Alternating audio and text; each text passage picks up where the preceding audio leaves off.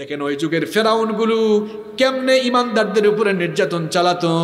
যারা ইমান আনতো তাদের নবজাতক শিশুদেরকে ধরে ধরে জবাই করে ফেলতো, যেন মানুষ ভয় পায়, যেন ফেরাউনের ভয়ে কেউ ইমান না। কিন্তু ইমানদাররা ফেরাউনকে ভয় পায় নাকি আল্লাহকে ভয় পায়? ইমানদাররা কোনো ফেরাউনকে, কোনো স্বৈর শাসককে ভয় করে না। ইমানদাররা আল্লাহর দ্বীনের জন্য জীবন দিতে প্রস্তুত, বাতিলের সামনে তারা মাথা নত করে না।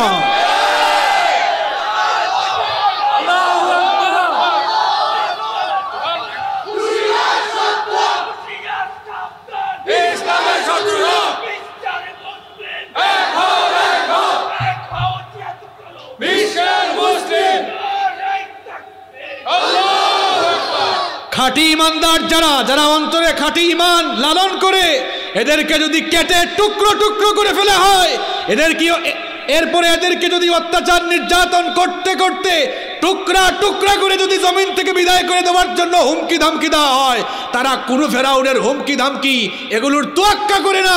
যারা আল্লাহর দ্বীনের পথে কাজ করে এরা শহীদ হতে রাজি, তাও জালেমের সামনে মাথা নত করতে রাজি না। সুবহানাল্লাহ,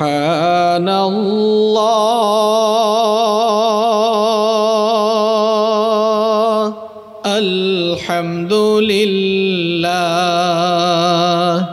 লা ইলাহা ইল্লাল্লাহ, সুবহানাল্লাহ, আলহামদুলিল্লাহ, লা ইলাহা ইল্লাল্লাহ, সুবহানাল্লাহ, আলহামদুলিল্লাহ, লা ইলাহা ইল্লাল্লাহ। তুমি বাঁচাও, তুমি মারো, অবিরত ক্ষমা করো। তুমি বাঁচাও, তুমি মারো, অবিরত ক্ষমা করো। ধরার যে জন তাকেই ধরো, ধরার যে জন তাকেই ধরো।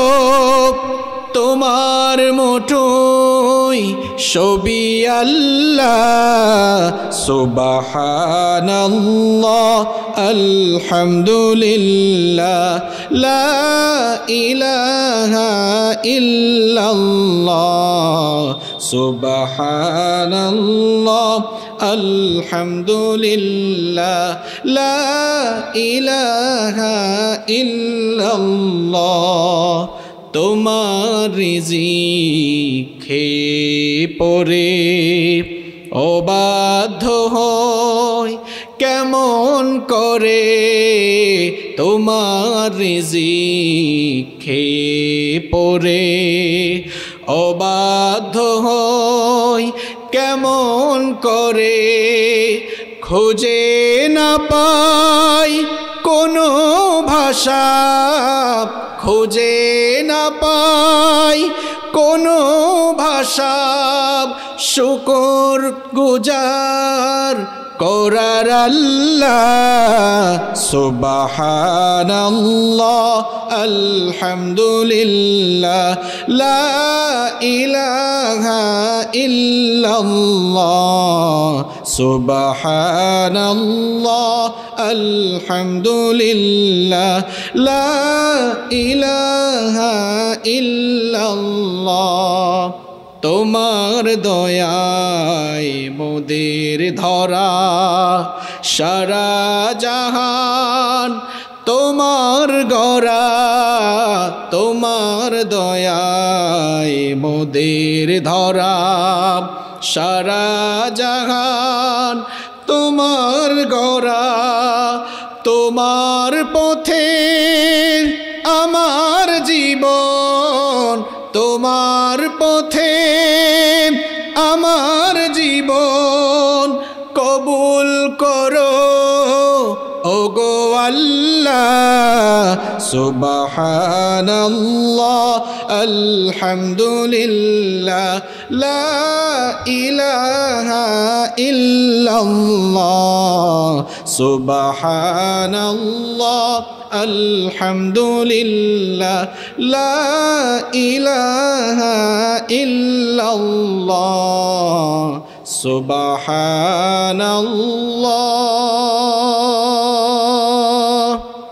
আলহামদুলিল্লাহ লা ইলাহা ইল্লাল্লাহ।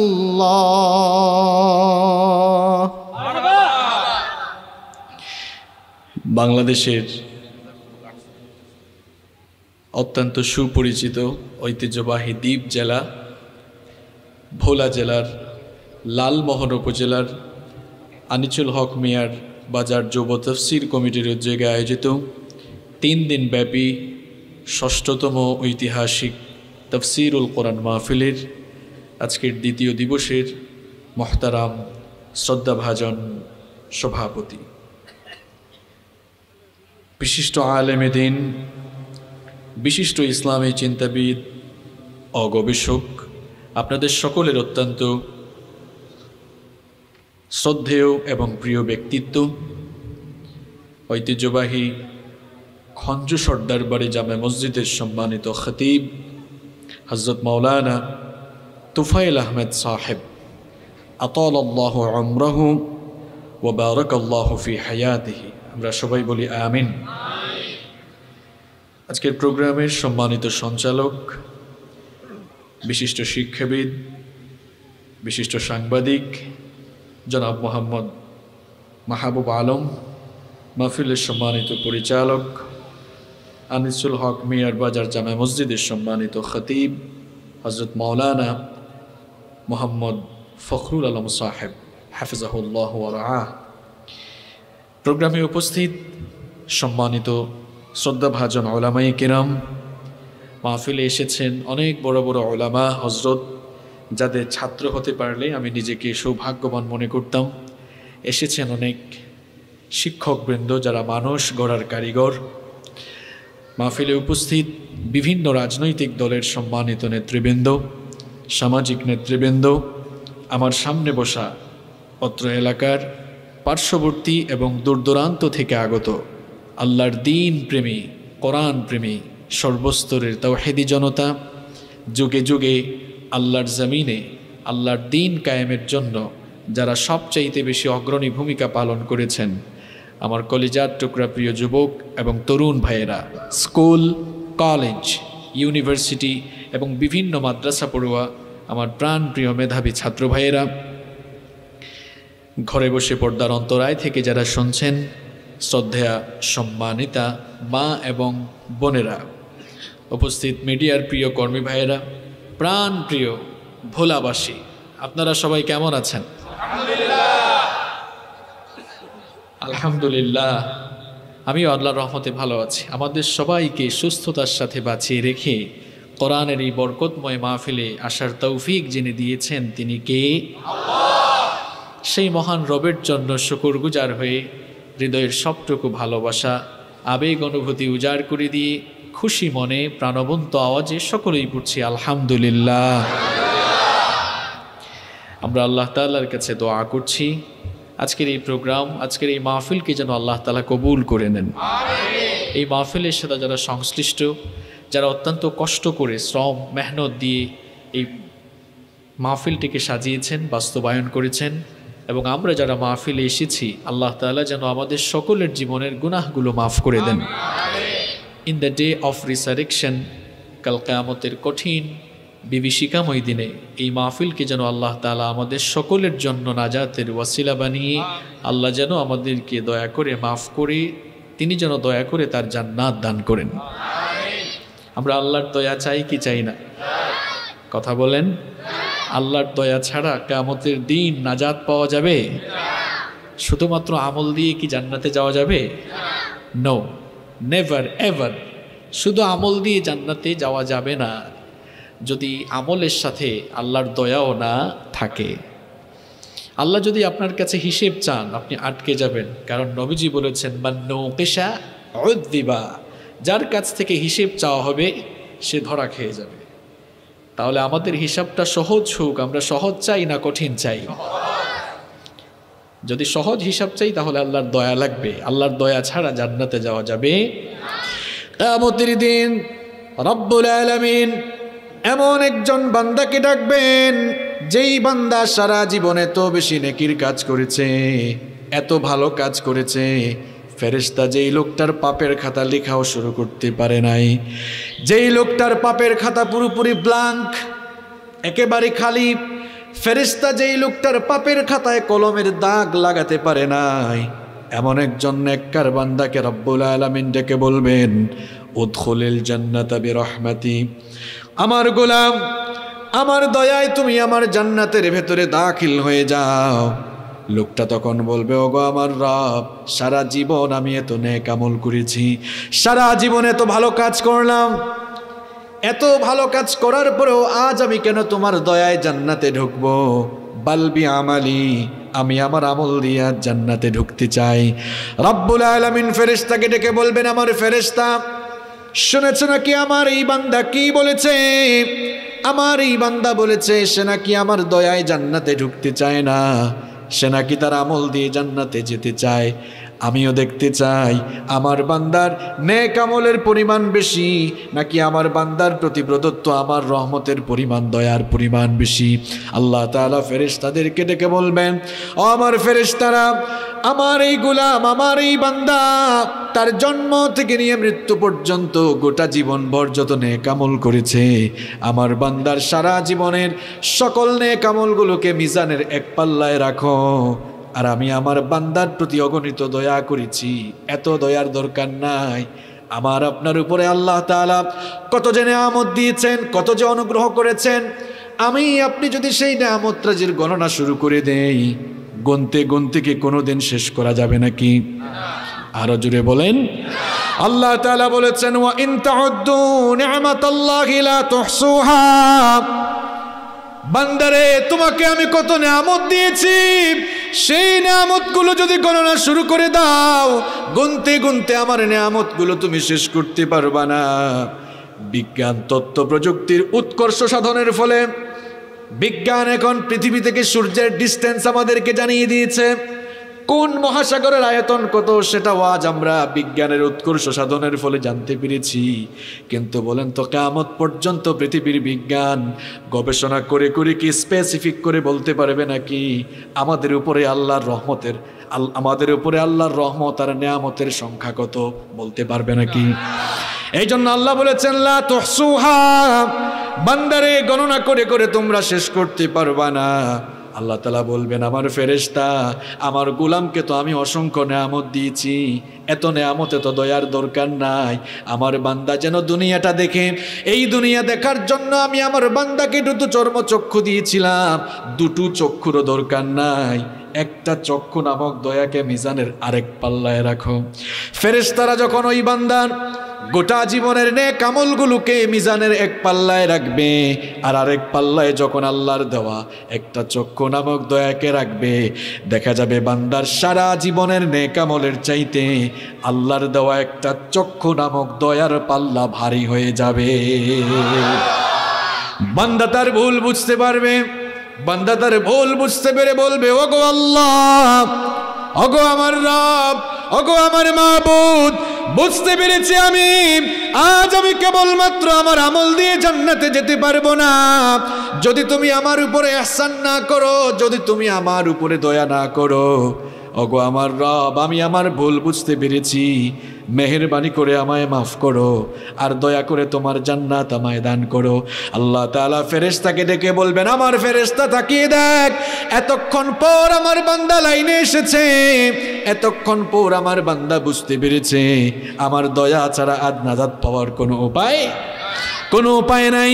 আল্লাহ তাআলা তখন বান্দাকে ডেকে বলবেন, বান্দা তুমি যে তোমার ভুল বুঝতে পেরেছো, এই জন্য আমি তোমাকে মাফ করে দিলাম, আর আমার দয়ায় আমার জান্নাত তোমাকে দান করে দিলাম। আর কিছু যে চাই না আমি, চাই গো নাজাত, আল্লাহ তোমার কাছে আমার এই মোনাজাত, আল্লাহ তোমার কাছে আমাদের এই ফরিয়াদ। পড়েন আমিন। তাহলে আল্লাহর দয়ার দরকার আছে না নাই? আল্লাহর দয়া ছাড়া কি দুনিয়া আখিরাতে বাঁচা যাবে নাকি? ওই যে মান্নু কেশা অদ্দিবা, হিসাব চাইলেই যত বড় বুজুর্গ হন আপনি আটকে যাবেন। সব ঠিকঠাক, তারপরেও যদি আল্লাহ বলেন কিরে সাজদাটা এভাবে দিলি না কেন, এই কাজটা এমনি করলি না কেন, জেরা করা শুরু হলে হিসাব সহজ হবে না কঠিন হবে? এই যে আনিচুল হক মিয়ার বাজার, সম্ভবত এখানে একটা বাজার আছে তাই না? মনে করেন ওই বাজারে আপনার একটি দোকান আছে, ওই দোকানের মালিক আপনি। এখন ব্যবসায়িক কারণে আপনি ঢাকায় চলে যাচ্ছেন 3 দিনের জন্য। জোরে কন, কয় দিনের জন্য? আমার কথা বুঝতে আপনাদের কষ্ট হয়? তাহলে কয় দিনের জন্য? 3 দিন। এখন আপনি চলে যাচ্ছেন ঢাকায়, আপনি আপনার দোকানের ম্যানেজারকে ডেকে বললেন, ম্যানেজার আমি তো 3 দিনের জন্য ঢাকায় চলে যাচ্ছি, দোকানের দায়িত্ব তোমার কাছে দিয়ে গেলাম, হিসাব কিন্তু ঠিকঠাক রাখবা, আমি ফেরার পরে সব হিসাব তোমার কাছ থেকে আদায় করব। আপনি ঢাকা থেকে ব্যাক করার পর ম্যানেজারকে ডাকলেন, ডেকে বললেন দেখি তো হিসাব দাও। এখন ম্যানেজার হিসাব দিল। এখন হিসাব দেওয়ার কিন্তু 2টা ধরন আছে। কয়টা ধরন? দেখেন 2টা ধরন কেমন। ম্যানেজার বলল স্যার এই দেখেন আপনি 1 সপ্তাহ ছিলেন না এই জায়গায়, এই খাত থেকে এত টাকা আয়, এই বাবদ এত টাকা ব্যয়। এখন দোকান আপনার ম্যানেজার আপনাকে হিসাব দিল, আর আপনি ভাবলেন আমার ম্যানেজার খুব বিশ্বস্ত, এত যাচাই বাছাই করার দরকার নেই, হাতে নিয়ে বললেন ইটস ওকে যাও, রেখে দিলেন হিসাব। এটা একটা পদ্ধতি, এটা একটা মেথড, এটা একটা সিস্টেম। আরেকটা সিস্টেম হচ্ছে ম্যানেজার হিসাব দিবে আর আপনি বলবেন এই এদিকে আসো, তুমি এই কাজটা এমনি করলা কেন, এটা এভাবে করলা না কেন, এটা এভাবে করলে তো ভালো হইতো। কথায় কথায় জেরা শুরু হয়েছে। এবার বলেন হিসাব গ্রহণের আগের পদ্ধতিটা সহজ ছিল নাকি পরের পদ্ধতিটা সহজ? আগের পদ্ধতি সহজ। কেন? ওখানে কোনো জেরা। কিয়ামতের দিন আমাদের সবার হাতে একটি আমলের খাতা যিনি দিবেন তিনি কে? ওই আমলের খাতা দেওয়ার পরে যদি পরের সিস্টেম অর্থাৎ যদি যাচাই বাছাই শুরু হয় তাহলে কি বাঁচা যাবে নাকি? জান্নাত পাওয়া বড় কঠিন হয়ে যাবে। এই জন্য উম্মুল মুমিনিন আয়েশা রাদিয়াল্লাহু আনহা বললেন, ওগো আল্লাহর নবী আপনি তো বলছেন যার কাছে হিসাব চাওয়া হবে সে ধরা পড়ে যাবে, কিন্তু আল্লাহ তো কোরআনে বলেছেন ওয়া আম্মা মান উতিয়া কিতাবাহু বিয়ামিনিহি ফাসাউফা ইউহাসাবু হিসাবান ইয়াসীরা। আল্লাহ তো কোরআনে বলেছেন আমলনামা যার ডান হাতে দেওয়া হবে তার কাছ থেকে সহজ হিসাব নেওয়া হবে। ওগো আল্লাহর হাবিব তাহলে আমাকে বলেন তো সহজ হিসাবটা কি ধরনের হবে? সহজ হিসাবের নমুনাটা কেমন হবে? দৃষ্টান্ত কেমন হবে? নবীজি তখন বললেন আয়েশা গো শোনো, সহজ হিসাবের সিস্টেম হলো, সহজ হিসাবের মেথড হলো রব্বুল আলামিন যদি কাউকে মাফ করে তার জান্নাত দিতে চান, আল্লাহ তাআলা যদি কাউকে ইহসান করে জান্নাতে ঢুকাতে চান, তাহলে হাতে থাকা আমলনামার যে কপি থাকবে সেটা আল্লাহ শুধু দেখবেন, কিন্তু যাচাই বাছাই কোনো প্রকার জেরা না করে আল্লাহ দয়া করে তাকে জান্নাতে ঢুকাবেন। এটা হলো সহজ হিসাব। এই জন্য নবীজি নিজেই দোয়া করতেন আল্লাহুম্মা হাসিবনি হিসাবান ইয়াসীরা, আল্লাহুম্মা হাসিবনি হিসাবান ইয়াসীরা। নবীজি নিজেই দোয়া করেছেন আল্লাহ আমাদের কাছ থেকে সহজ করে হিসাব নিও। পড়েন আমিন। এই সহজ হিসাব আমরা চাই কি চাই না? আল্লাহ যেন কবুল করেন। কষ্ট হচ্ছে আপনাদের? খুব বেশি কষ্ট হচ্ছে? কষ্ট হলে হবে কেমনে বলেন? মাত্র শুরু করলাম, শুরুতেই কষ্ট হইলে হবে? আমরা পুরোটা মোনাজাত পর্যন্ত থাকবো তো ইনশাআল্লাহ। যাই হোক, আমরা অপ্রাসঙ্গিক কথা না বলে এবার সরাসরি আলোচনায় প্রবেশ করব ইনশাআল্লাহ। আমরা যেন আমলের মন মানসিকতা নিয়ে আমাদের বাস্তবিক জীবনকে কোরআনের আলোয় আলোকিত করে গঠনের লক্ষ্যে প্রত্যেকটি কথা যেন হেদায়েতের নিয়তে আমরা শুনতে পারি। আল্লাহ তাআলা আমাদের সকলকে সেই তৌফিক দান করুন। সম্মানিত ভাইয়েরা, আল্লাহ তাআলা আমাদেরকে এই দুনিয়াতে সৃষ্টি করেছেন। এই পৃথিবীতে আমরা এসেছি আমাদের নিজের ইচ্ছায় না আল্লাহর ইচ্ছায়? আমার সাথে কথা বলতে হবে আপনাদেরকে। ভোলার মানুষ কিন্তু খুব ভালো। আমি ভোলাতে প্রথম এসেছি, প্রথম এসেই আপনাদের আচার ব্যবহারে আমি অনেক মুগ্ধ হয়েছি। মাশাআল্লাহ, প্রত্যেকটি ভাইয়ের ব্যবহার আচার আচরণ এত চমৎকার, এত সুন্দর। আমি এটার বহিঃপ্রকাশ আজকের আলোচনায় দেখতে চাই। আমি শেষ পর্যন্ত আলোচনায় আপনাদের পার্টিসিপেট চাই। আপনারা অংশগ্রহণ করতে পারবেন তো ইনশাআল্লাহ? ইনশাআল্লাহ। তাহলে এই পৃথিবীতে আমরা এসেছি নিজের ইচ্ছায় না আল্লাহর ইচ্ছায়? পৃথিবী থেকে যখন যাব তখন কি নিজের ইচ্ছায় যাব না আল্লাহর ইচ্ছায় যাব? তার মানে বোঝা গেল আমরা পৃথিবীতে এসেছি আল্লাহর ইচ্ছায়, চলে যাব আল্লাহর ইচ্ছায়। এই যে আসলাম আবার চলে যাব, জন্ম এবং মৃত্যু, এই জন্ম মৃত্যুর মাঝখানের সময়টাকে আরবিতে বলা হয় হায়াত, বাংলায় বলা হয় জীবন, ইংরেজিতে বলা হয় লাইফ, তাই না? জন্ম মৃত্যুর মাঝখানের সময়টাকে বলা হয় হায়াত। এই জন্ম মৃত্যুর মাঝখানের হায়াতটা, এই হায়াতের মধ্যে সুসময়ও যেমন আছে দুঃসময়ও তেমন আছে না নাই? এই জন্ম মৃত্যুর মাঝখানের সময় দেখা যায় সুখ দুঃখ, আনন্দ বেদনা, কষ্ট ক্লেশ, আছে না নাই? সুখ দুঃখ আনন্দ বেদনা এগুলোর সমষ্টিতেই জীবন পরিচালিত হচ্ছে আমাদের, কথা ঠিক না? তো এই জীবনটাও আমাদের জন্য আবার এক্সাম হল। এজন্য আল্লাহ সূরা মুলকে কি বললেন? আল্লাযী খালাকাল মাউতা ওয়াল হায়াতা লিয়াবলুয়াকুম আইয়ুকুম আহসানু আমালা। জন্ম মৃত্যুর মাঝখানের যে সময়টা তোমাদেরকে দেওয়া হয়েছে, এর উদ্দেশ্য হচ্ছে লিয়াবলুয়াকুম আইয়ুকুম আহসানু আমালা, আমলের ক্ষেত্রে কম্পিটিশন করে, আমলের ক্ষেত্রে প্রতিযোগিতা করে কে বেশি এগিয়ে যেতে পারে এটা দেখার জন্য, যাচাই করার জন্যই তোমাদেরকে হায়াত দিয়েছেন কে? আল্লাহ। তাহলে আমাদের জীবনে সুখের সাথে দুঃখ আছে না নাই? আনন্দের সাথে বেদনাও আছে। এই যে আমাদের জীবনের উত্থান পতন, কখনো ভালো যায় কখনো খারাপ যায়, ভালো খারাপ, এই যে আমাদের জীবনে মাঝে মাঝে মুসিবত আসে, বিপদ আসে, গজব আসে, এই গজবগুলো ম্যাক্সিমাম টাইম আমরা নিজের হাতে এগুলো কামাই করে নিয়ে আসি। আমাদের কুকর্মের কারণে এগুলো আমাদের উপরে চলে আসে। কি কারণে আমাদের উপরে মাঝে মাঝে দুঃখ দুর্দশা, বিপদ মুসিবত, বালা, গজব আসে? এর কারণটা কি? Why, what's the reason? এর কারণগুলো কি? সেগুলো আমরা আজ কোরআন থেকে ফাইন্ড আউট করব।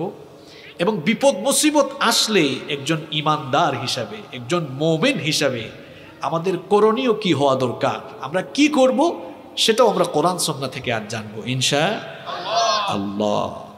এখন আলোচনা চলবে, বক্তাও জানবে না কোন বিষয়ে কথা বলে, আর শ্রোতাও জানবে না কোন বিষয়ে কথা বলে। এটা তাফসিরুল কোরআন মাহফিলের বৈশিষ্ট্য হতে পারে না। সুতরাং আমরা যে বিষয়ে কথা বলবো একটা হিন্টস দিয়েছি, এখন ডিরেক্ট টাইটেলটা বলি। আমরা আজ কথা বলবো মানুষের উপরে বালা মুসিবত কেন আসে, বালা মুসিবত আসার কারণ কি, কেন আল্লাহ মানুষের উপরে মুসিবত দেন, গজব দেন, আর এই বালা মুসিবত থেকে পরিত্রাণের জন্য আমাদের কি করণীয়, এ বিষয়ে আমরা আজকে আলোচনা শুনবো ইনশাআল্লাহ। আমাদের জীবনে বালা মুসিবত আছে না নাই? আচ্ছা, গতকাল কি ফজরের নামাজের সময় ভুলাতে ভূমিকম্প হয়েছে? মাঝে মাঝে ভূমিকম্প ঘূর্ণিঝড় হয় কি হয় না? মাঝে মাঝে জলোচ্ছ্বাস হয় কি হয় না? মাঝে মাঝে বৃষ্টি নাই, শুধু খরা, শুধু খরা, প্রচন্ড রৌদ্র। আবার মাঝে মাঝে অতিবৃষ্টি, অনাবৃষ্টি, অতিবৃষ্টি দুটাই কিন্তু গজব। এগুলো আমরা মাঝে মাঝে দেখতে পাই কি পাই না? আপনারা কি মনে করেন এগুলো এমনি এমনি আসে? নো, এগুলো আসার কারণ আছে। মাঝে মাঝে আল্লাহ আপনাকে অনেক বড় ধরনের রোগ দিয়েছেন, মাঝে মাঝে আল্লাহ আপনাকে কঠিন দুঃখে, কঠিন বিপদে ফেলেছেন। এই যে মানুষের জীবনে এত উত্থান পতন, এত বালা মুসিবত মাঝে মাঝে আসে, এর কিছু কারণ আছে। আমি আমার ক্ষুদ্র রিসার্চে মানুষের উপরে মুসিবত আসার 6টি কারণ খুঁজে বের করেছি। কয়টি কারণ? জোরে বলতে হবে, কয়টি? আরো জোরে, কয়টি?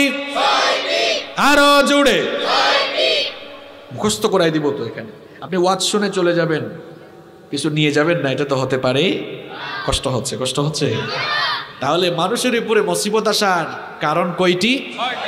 এই 6টা পয়েন্ট মুখস্থ করতে পারবো তো?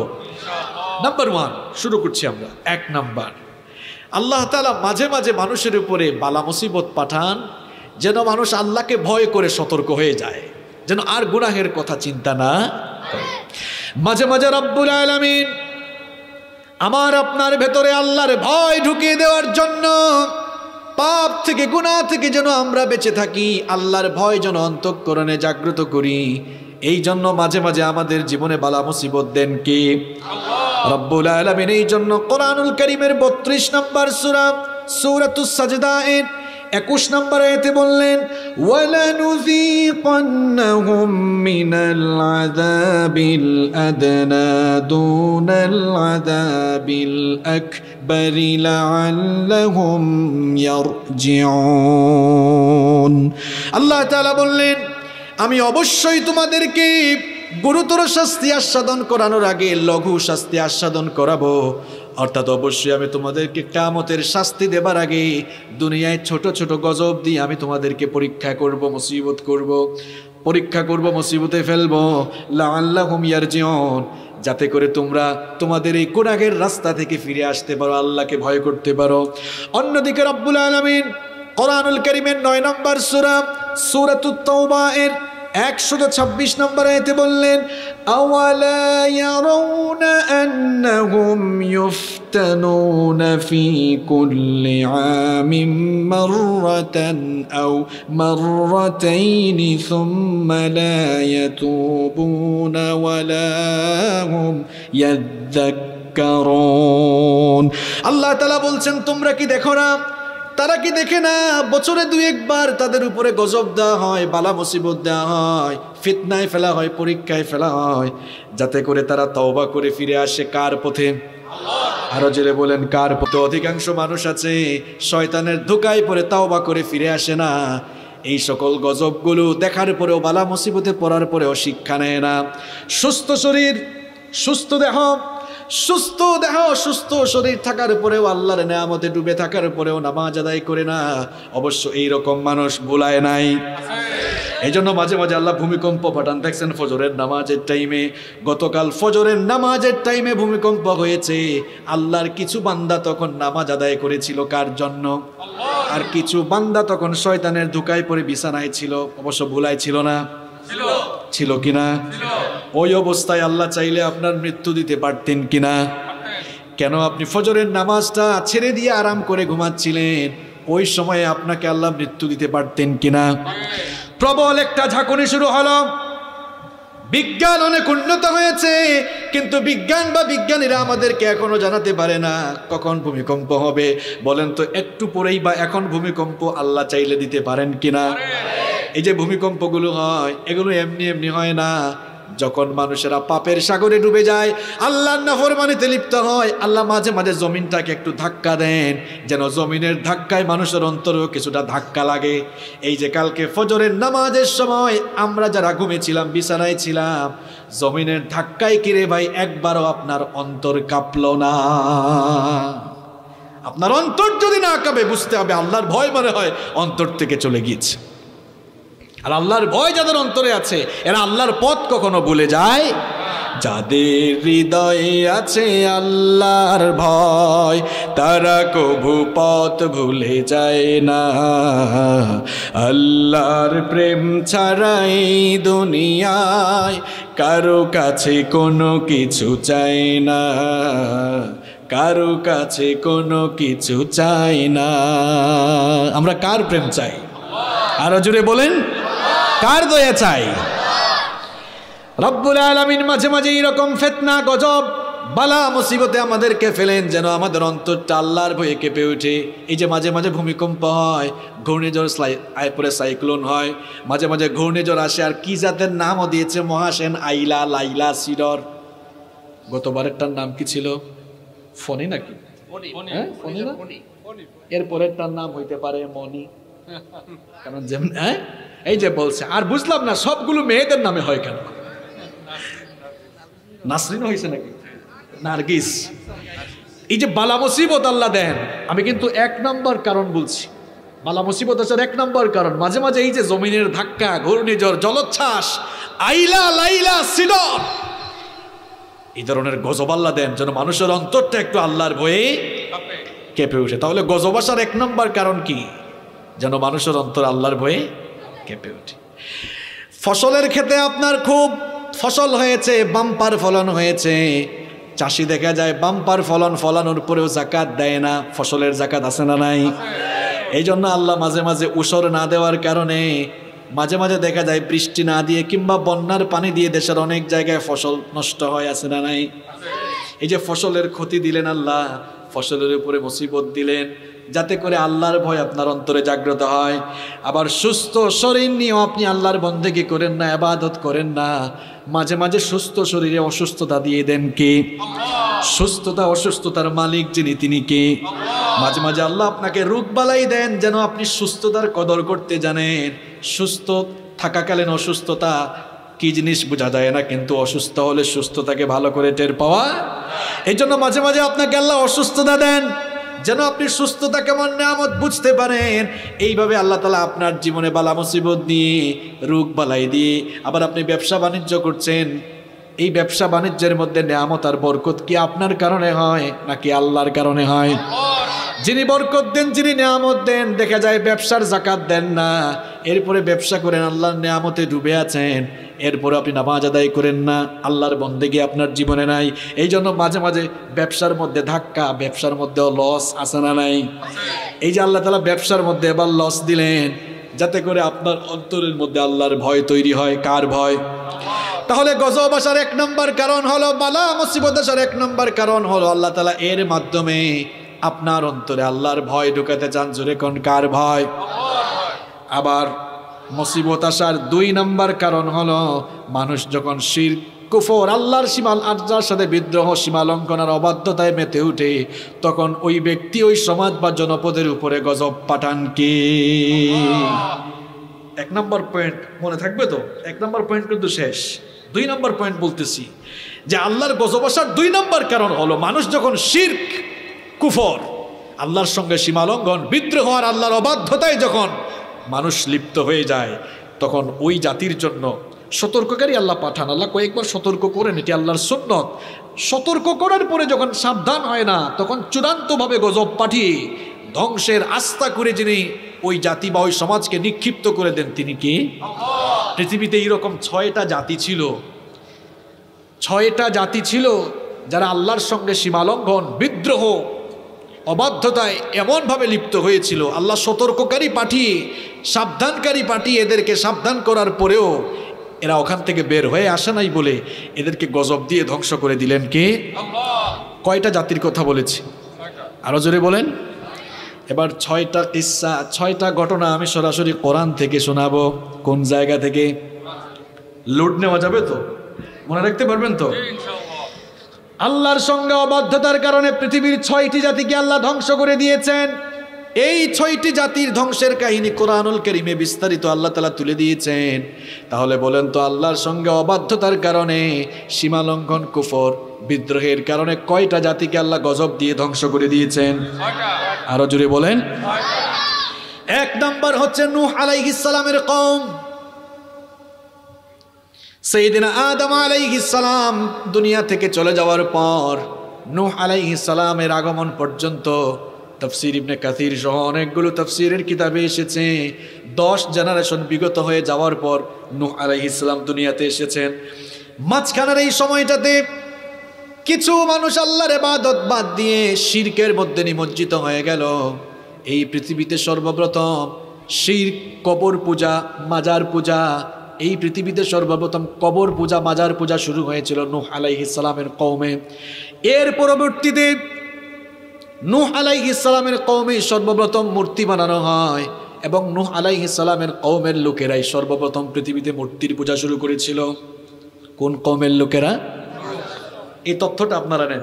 পৃথিবীর ইতিহাসে সর্বপ্রথম আল্লাহর সঙ্গে যারা শিরক করেছিল তারা ছিল নূহ আলাইহিস সালামের কওমের লোকেরা। আদম আলাইহিস সালাম চলে গেলেন। আদম আলাইহিস সালামের সময় তো সব মানুষ তাওহীদবাদী ছিল, সব মানুষ তাওহীদবাদী ছিল, কেউ মুশরিক ছিল না। কানা নাসু উম্মাতাও ওয়াহিদা, সব মানুষ এক উম্মতের, এক দিনের পতাকা তলে আবদ্ধ ছিল। এরপরে আদম আলাইহিস সালাম চলে যাওয়ার পর নূহ আলাইহিস সালাম আসার আগ পর্যন্ত মাঝখানের সময়টাতে শয়তান এদেরকে ধোঁকা দিয়া কেমনে শিরকের দিকে নিয়ে গেল দেখেন।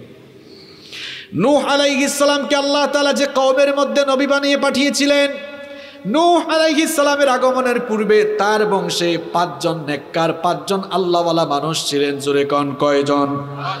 আরো জোরে কয়জন? ওয়াদ, সুওয়া, ইয়াগুস, ইয়াউক, নাসার। আমি কি বানিয়ে বলেছি নাকি? একটু পরে আয়াত বলবো, দেখবেন। এই 5 জন ব্যক্তি এরা ছিলেন নূহ আলাইহিস সালামের কওমের মধ্যে সবচেয়ে আল্লাহওয়ালা, সবচেয়ে পরহেজগার লোক। এই লোকগুলো যখন দুনিয়া থেকে চলে গেলেন, এদিকে তাকান ভালো করে শোনেন, এই 5 জন আল্লাহওয়ালা মানুষ যখন দুনিয়া থেকে চলে গেলেন, শয়তান পরবর্তী প্রজন্মকে এসে ধোঁকা দিল, তোমাদের যে আল্লাহওয়ালা মানুষগুলো চলে গিয়েছেন, এখন এরা তো খুব আল্লাহওয়ালা মানুষ ছিলেন, আল্লাহর নৈকট্যশীল বান্দা ছিলেন, সুতরাং আল্লাহর কাছে চাওয়ার সময় তাদের কবরের পাশে গিয়ে তাদের ওসিলা ধরে এমনকি তাদের কাছে সরাসরি চাও, কারণ তারা যেহেতু আল্লাহর নৈকট্যশীল বান্দা ছিল, তোমরা তাদের কাছে চাইলে আল্লাহ তোমাদের এই চাওয়া তাদের কাছে পৌঁছায় দিবে। শয়তান পরবর্তী জেনারেশনকে এভাবে ধোঁকা দিয়ে এদের কবরের পাশে নিয়ে গেল, কবরের পাশে নিয়ে এবার কবর পূজা শুরু করালো। দুনিয়াতে বহু জায়গায় এবং এই উম্মার ভেতরেও কবর পূজা এখনো আছে না নাই? কবরে গিয়ে সাজদা দেয়, কবরে গিয়ে চায়, আছে না নাই? বলেন তো, কবরে শুয়ে থাকা লোকটা কিছু দিতে পারে নাকি? অনেকে সন্তান গিয়ে কবরে চায়, অমুক তমুকের কাছে গিয়ে চায়, সন্তান তো কোনো মানুষ দিতে পারে না, সন্তান জেনে দিতে পারেন তিনি কে? অনেকে গিয়ে মাজারের মধ্যে সুতাটা নাই, চাকরিতে ব্যবসা বাণিজ্যে যেন বরকত হয়, অথচ চাকরি আর ব্যবসা বাণিজ্যে বরকত দিতে পারেন যিনি, তিনি কে? এই যে পৃথিবীর ইতিহাসে সর্বপ্রথম কবর পূজারী কারা ছিল? কারা সর্বপ্রথম দুনিয়ার ইতিহাসে কবর পূজা শুরু করেছিল? ইতিহাস শুনে নেন। এই 5 জন আল্লাহওয়ালা মানুষ চলে যাওয়ার পরে শয়তান পরবর্তী প্রজন্মকে ধোঁকা দিয়ে কবর পূজা শুরু করালো। এই প্রজন্ম বিয়োগ হয়ে গেল, এই প্রজন্ম দুনিয়া থেকে চলে গেল। এবার শয়তান পরবর্তী প্রজন্মকে ধোঁকা দিল, তোমাদের তো এর আগের প্রজন্মে 5 জন আল্লাহওয়ালা মানুষ ছিল, সময় চলে যাওয়ার সাথে সাথে মানুষ তাদেরকে ভুলে যাচ্ছে, মানুষ যেন তাদেরকে স্মরণ রাখতে পারে, মানুষের দিলের ভেতরে যেন তাদের স্মরণ জাগ্রত থাকে, এই জন্য এই 5 জন ব্যক্তির নামে মূর্তি বানাও। কি বানাও? দেখেন নেক্সট সূরাতে খুব সুন্দর ভণ্ডামি। শয়তান বলল, এদের মূর্তি বানাও, এদের মূর্তি বানিয়ে তোমরা এলাকায় এলাকায় অলিতে গলিতে মূর্তিগুলো সেট করে দাও, আর মানুষকে বলবা এই যে আমাদের 5 জন মানুষের প্রতিকৃতি দেখা যায়, এরা আল্লাহওয়ালা মানুষ ছিল, এদের মতো তোমরা হওয়ার চেষ্টা করো। শয়তান পজিটিভ ধোঁকা দিচ্ছে, এই মূর্তিগুলো বানায় মানুষকে মোটিভেশন চালাও, মানুষ যেন এদের মতো আল্লাহওয়ালা হয়। শয়তানের পজিটিভ ধোঁকায় পড়ে ওই জেনারেশনের লোকেরা এবার রাস্তায় রাস্তায় অলিতে গলিতে এদের মূর্তি বানিয়ে দিল।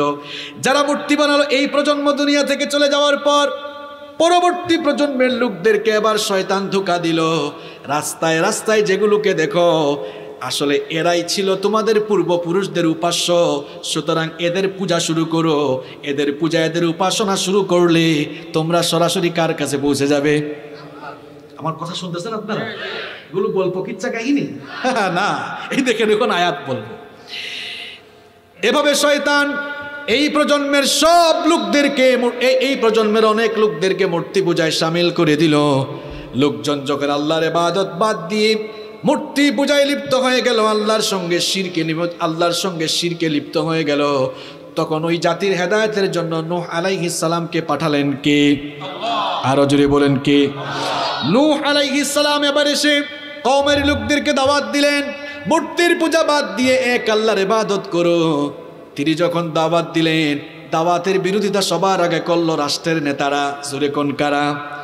কোরআনুল কারীমের 71 নম্বর সূরা, সূরাতুন নূহের 23 নম্বর আয়াত থেকে আল্লাহ তুলে দিয়েছেন, নূহ আলাইহিস সালামের কওমের নেতৃবৃন্দ নূহ আলাইহিস সালামের দাওয়াতের পরে তারা বলেছিল, ওয়াকালু লা তাযারুন্না আলিহাতাকুম ওয়া লা তাযারুন্না ওয়াদ্দান ওয়া লা সুওয়া'আন ওয়া লা ইয়াগুসা ওয়া ইয়াউকা ওয়া নাসরা।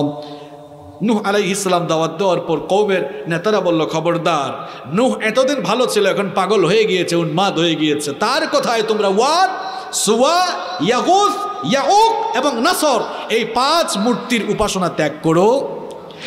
নূহ আলাইহিস সালাম দাওয়াত দেওয়ার পরে সবার আগে বাধা দিয়েছে নেতারা। জোরে কোন কারা?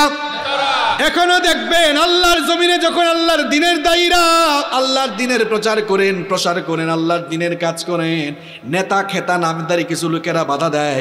এই বাধা, এগুলো আজ নতুন কোনো বিষয় নয়।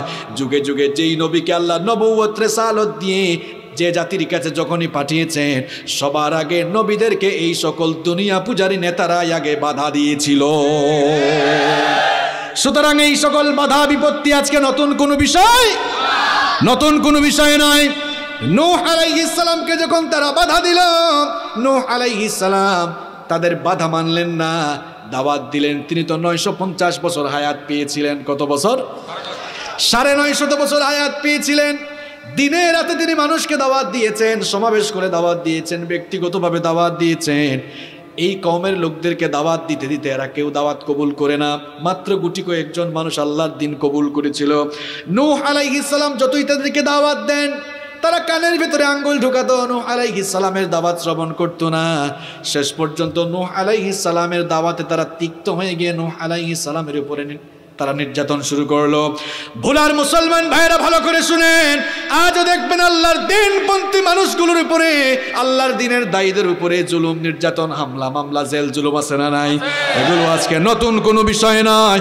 যত যুগেই আল্লাহর দিনের দায়ীরা, যত যুগেই নবীরা নবুয়ত আর রিসালাতিক দায়িত্ব কাজ, তারা যত যুগেই দায়িত্ব পালন করেছেন, নবীওয়ালা এরপরে নবুয়ত আর রিসালাতের দায়িত্ব পালন করেছেন, যুগে যুগে নবী রাসূলদেরকে এমন পরীক্ষার সম্মুখীন হতে হয়েছিল। কিয়ামত পর্যন্ত যারাই এই নবুয়তি রিসালাতের এই কাজ, আল্লাহর দ্বীনের দাওয়াতি কাজ করবে, তাদেরকেও দিন বিরোধীদের রুশানলে পড়া লাগবে। এটা নবীদের সুন্নতি তরিকা। নূহ আলাইহিস সালামের উপরে নির্যাতন, নিপীড়নের স্টিম রোলার চালানো হলো। নূহ আলাইহিস সালাম কি দাওয়াত বন্ধ করে দিয়েছেন নাকি? প্রজন্মের পর প্রজন্ম, জেনারেশনের পর জেনারেশন তিনি দাওয়াত দিলেন, এরা দাওয়াত কবুল করলো না। নূহ আলাইহিস সালামকে এরা অত্যধিক নির্যাতন বাড়িয়ে দিল। শেষ পর্যন্ত নূহ আলাইহিস সালাম কওমের উপরে বদদুয়া করলেন। তিনি তখন বললেন, ওয়াকালা নূহুর রাব্বি লা তাযার আলাল আরদি মিনাল কাফিরিনা দাইয়ারা। নূহ আলাইহিস সালাম বলেন, আল্লাহ এই কাফেরদের আন্ডা বাচ্চা সুদ্ধা সবগুলোকে তুমি ধ্বংস করে দাও, কারণ এদের আন্ডা বাচ্চা, বাচ্চা কাচ্চারা যদি বেঁচে থাকে তাহলে এদের ঔরস থেকে এরকম কাফের, কুফার, ফুজ্জার এরকম পয়দা হতেই পারে। এবার বলেন তো দেখি, নবী বদদুয়া করলে ঘটনা ঘটার সম্ভাবনা আছে না নাই? আরো জোরে আছে না নাই?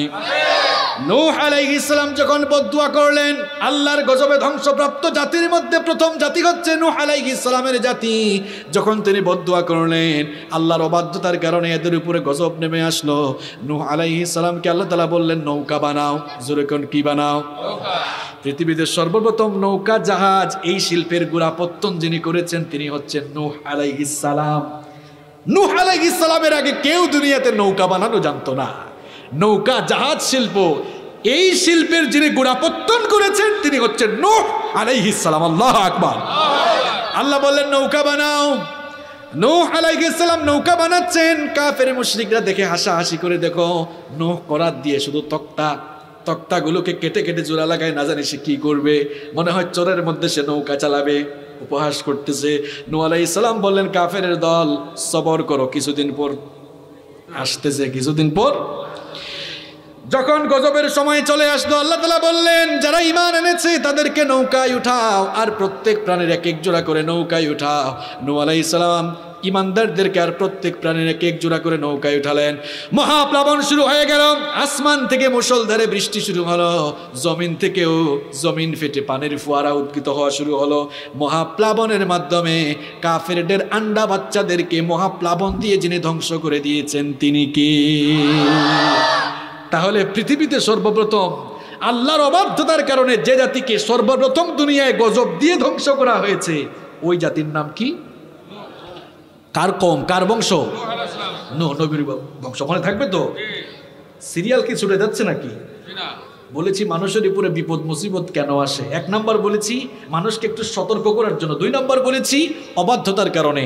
আল্লাহর অবাধ্যতার কারণে 6 জাতিকে আল্লাহ গজব দিয়েই শেষ করে দিয়েছেন। এর মধ্যে 1 নাম্বার জাতি কার জাতি? 2 নাম্বার হচ্ছে আদ জাতি। কোন জাতি? আরো জুড়ে, কোন জাতি? আদ জাতির লোকদের কাছে আল্লাহ তাআলা হুদ আলাইহিস সালামকে নবী বানিয়ে পাঠিয়েছিলেন। আদ জাতির লোকেরা যখন শিরক, কুফর, মূর্তি পূজায় লিপ্ত হয়ে গেল, আল্লাহ তাআলা তখন হুদ আলাইহিস সালামকে তাদের কাছে নবী বানিয়ে পাঠালেন। আদ জাতির লোকেরা সুরম্য টাওয়ার বানিয়েছিল, উঁচু উঁচু টাওয়ার বানিয়েছিল। এবং তাদের মধ্যে আরেকটি কুকর্ম বিদ্যমান ছিল, তারা মানুষের উপরে জুলুম করত। আজও আল্লাহর জমিনে জালেম আছে না নাই? হুদ আলাইহিস সালাম তাদেরকে এসে দাওয়াত দিলেন। আজ জাতির লোকেরা দৈহিকভাবে অত্যন্ত শক্তিশালী ছিল, আবার তারা শৈল্পিকভাবে আবার শিল্প সাহিত্যের দিক থেকে, সংস্কৃতির দিক থেকেও তারা অনেক উন্নতিতে ছিল। হুদ আলাইহিস সালাম যখন তাদেরকে দাওয়াত দিলেন, অহংকার করে তারা বলেছিল, আল্লাহ তাআলা কোরআনুল কারীমের 41 নম্বর সূরা হামিম আস-সাজদা এর 15 নম্বর আয়াতে এদের ব্যাপারে বলেছেন, ফাআম্মা আদুন ফাস্তাকবারু ফিল আরদি বিগাইরিল হাক্কি ওয়া ক্বালু মান আশাদ্দু মিন্না কুওয়া। আল্লাহ তাআলা বলছেন, আজ জাতির লোকেরা অহংকার করে জমিনে বিচরণ করেছিল। হুদ আলাইহিস সালাম যখন তাদেরকে দাওয়াত দিয়েছিলেন, তখন তারা বলেছিল, আমাদের চাইতে শক্তিশালী আর কেউ আছে নাকি? এখনো দেখবেন অনেকে শক্তির দাপট দেখায় আছে না নাই? আমরা অনেক শক্তিশালী, আমাদের সাথে পেরে উঠা যাবে? আজ জাতির লোকেরা যখন এই কথা বললো, আমাদের সাথে শক্তিতে কে কুলাতে পারবে? কেউ কি আমাদের চেয়ে শক্তিশালী আছে নাকি? আল্লাহ তাআলা তখন তাদেরকে বললেন, আওয়ালাম ইয়ারাউ আন্নাল্লাহাল্লাযী খালাকাহুম হুয়া আশাদ্দু মিনহুম কুওয়াতান ওয়া কানু বিআয়াতিনা ইয়াজহাদুন। আল্লাহ তাআলা বললেন, তারা কি দেখে না তাদেরকে সৃষ্টি করেছেন কে? যিনি সৃষ্টি করেছেন ওই স্রষ্টার শক্তি হলো সবচাইতে বেশি। তিনি চাইলেই মুহূর্তের মধ্যে ধ্বংস করে দিতে পারেন। তিনি সাগরকে নগর বানাতে পারেন, আবার তিনি নগরকে সাগর বানাতে পারেন। পারেন কিনা? সব ক্ষমতা কার কাছে? নাকি আপনাকেও কাছে? সব ক্ষমতার মালিক কি? আজ জাতির লোকেরা যখন অহংকার করল, এরা যখন হুদ আলাইহিস সালামের দাওয়াত কবুল করলো না, আল্লাহ তাআলা তাদের অবাধ্যতার কারণে গজব দিলেন। কেমন গজব নেমে আসলো দেখেন। একটানা 3 বছর বৃষ্টি বন্ধ হয়ে গেল। কত বছর? 3 বছর। বৃষ্টির মালিক কি আপনারা নাকি আল্লাহ? আল্লাহ যদি বৃষ্টি না দেন, মিছিল করে কি বৃষ্টি নামানো যাবে নাকি? বৃষ্টির মালিক কি? এই জাতিকে আল্লাহ গজব দিচ্ছেন কেমনে দেখেন। একটানা কয় বছর বৃষ্টি বন্ধ ছিল? 3 বছর। আচ্ছা বলেন তো, একটানা 3 বছর বৃষ্টি বন্ধ থাকলে ফসলের ক্ষেতে কি কোনো ফসল হবে নাকি? কোনো ফসল নাই। 3 বছর ধরে ফসল উৎপাদন হয় না। এবার দুর্ভিক্ষ দেখা দিল। এবার এই অহংকার জাতি কিছুটা নড়ে চড়ে বসলো। তারা এবার আল্লাহর কাছে বৃষ্টি চাইলো। কার কাছে বৃষ্টি চাইলো? আল্লাহ তাআলা তাদের দোয়া কবুল করলেন। কিন্তু আল্লাহ তো মনের খবর জানেন। মনের খবর আল্লাহ জানেন কিনা? মেঘ, আল্লাহ তাআলা তাদেরকে বৃষ্টি দেওয়ার জন্য আকাশের মধ্যে কালো এক টুকরা মেঘের টুকরা পাঠালেন। কালো এক টুকরা মেঘের টুকরা দেখে তারা মনে মনে ভেবেছিল এখান থেকে হয়তো এখন বৃষ্টি নাজিল হবে। কিন্তু ওই মেঘের টুকরাটাই ছিল গজবের মেঘের টুকরা। ওই গজবের টুকরাটাই ছিল মেঘের টুকরাটাই ছিল গজবের টুকরা। যখন তারা বৃষ্টি চেয়েছিল, আকাশের মধ্যে কালো মেঘের টুকরা তারা দেখলো। এরপরে একাধারে এমন বৃষ্টি শুরু হলো, ঝড় তুফান শুরু হলো। একাধারে এমন বৃষ্টি, এমন ঝড় তুফান শুরু হলো। 7 রাত 8 দিন পর্যন্ত তা স্থায়ী ছিল। কয় দিন? 8 দিন। কয় দিন? 8 দিন। কয় দিন? 8 দিন। আর রাত কয়টা? 7টা। 7 রাত 8 দিন। 7 রাত 8 দিন একটানা বৃষ্টি হলো। একটানা বৃষ্টি হলো। আর অন্যদিকে আকাশের মধ্যে বজ্রনিনাদ শুরু হলো, ঘূর্ণিঝড় শুরু হলো। এমন ঘূর্ণিঝড়, এমন বজ্রনিনাদ আর ঘূর্ণিঝড়ের কারণে তাদের উঁচু উঁচু টাওয়ারগুলো মাটির সঙ্গে ধসিয়ে দিলেন কে? আল্লাহ। এই যে এত এত উঁচু টাওয়ার দেখি 100 তলা 120 তলা, এগুলোকে মাটির সঙ্গে মিশিয়ে দিতে আল্লাহর কয়েকদিন সময় লাগবে। সেকেন্ডও লাগবে না। ন্যানো সেকেন্ডেই ধ্বংস করে দিতে পারেন কে? সেকেন্ডও লাগবে না, ন্যানো সেকেন্ডেই ধ্বংস করে দিতে পারেন কে? প্রচন্ড বজ্রনিনাদ আর ঘূর্ণিঝড়ের মাধ্যমে তাদের টাওয়ারগুলো ধ্বংস করে দিলেন কে? তাদের টাওয়ারের মধ্যে উঁচু উঁচু বিল্ডিং এর মধ্যে সবগুলো একেবারে মরে কাইট, সবগুলা ধ্বংস করে দিয়েছেন কে? তাহলে আল্লাহর গজবে, আল্লাহর অবাধ্যতার কারণে আল্লাহর গজবে ধ্বংসপ্রাপ্ত 2 নম্বর জাতি হলো আদ জাতি। জোরে কোন জাতি? 3 নম্বর হচ্ছে সামুদ জাতি। কোন জাতি? সামুদ জাতির কাছে আল্লাহ যাকে নবী বানিয়ে পাঠিয়েছিলেন তার নাম হচ্ছে সালেহ আলাইহিস সালাম। নবীর নাম কি? আরো জোরে বলেন। সালেহ আলাইহিস সালাম।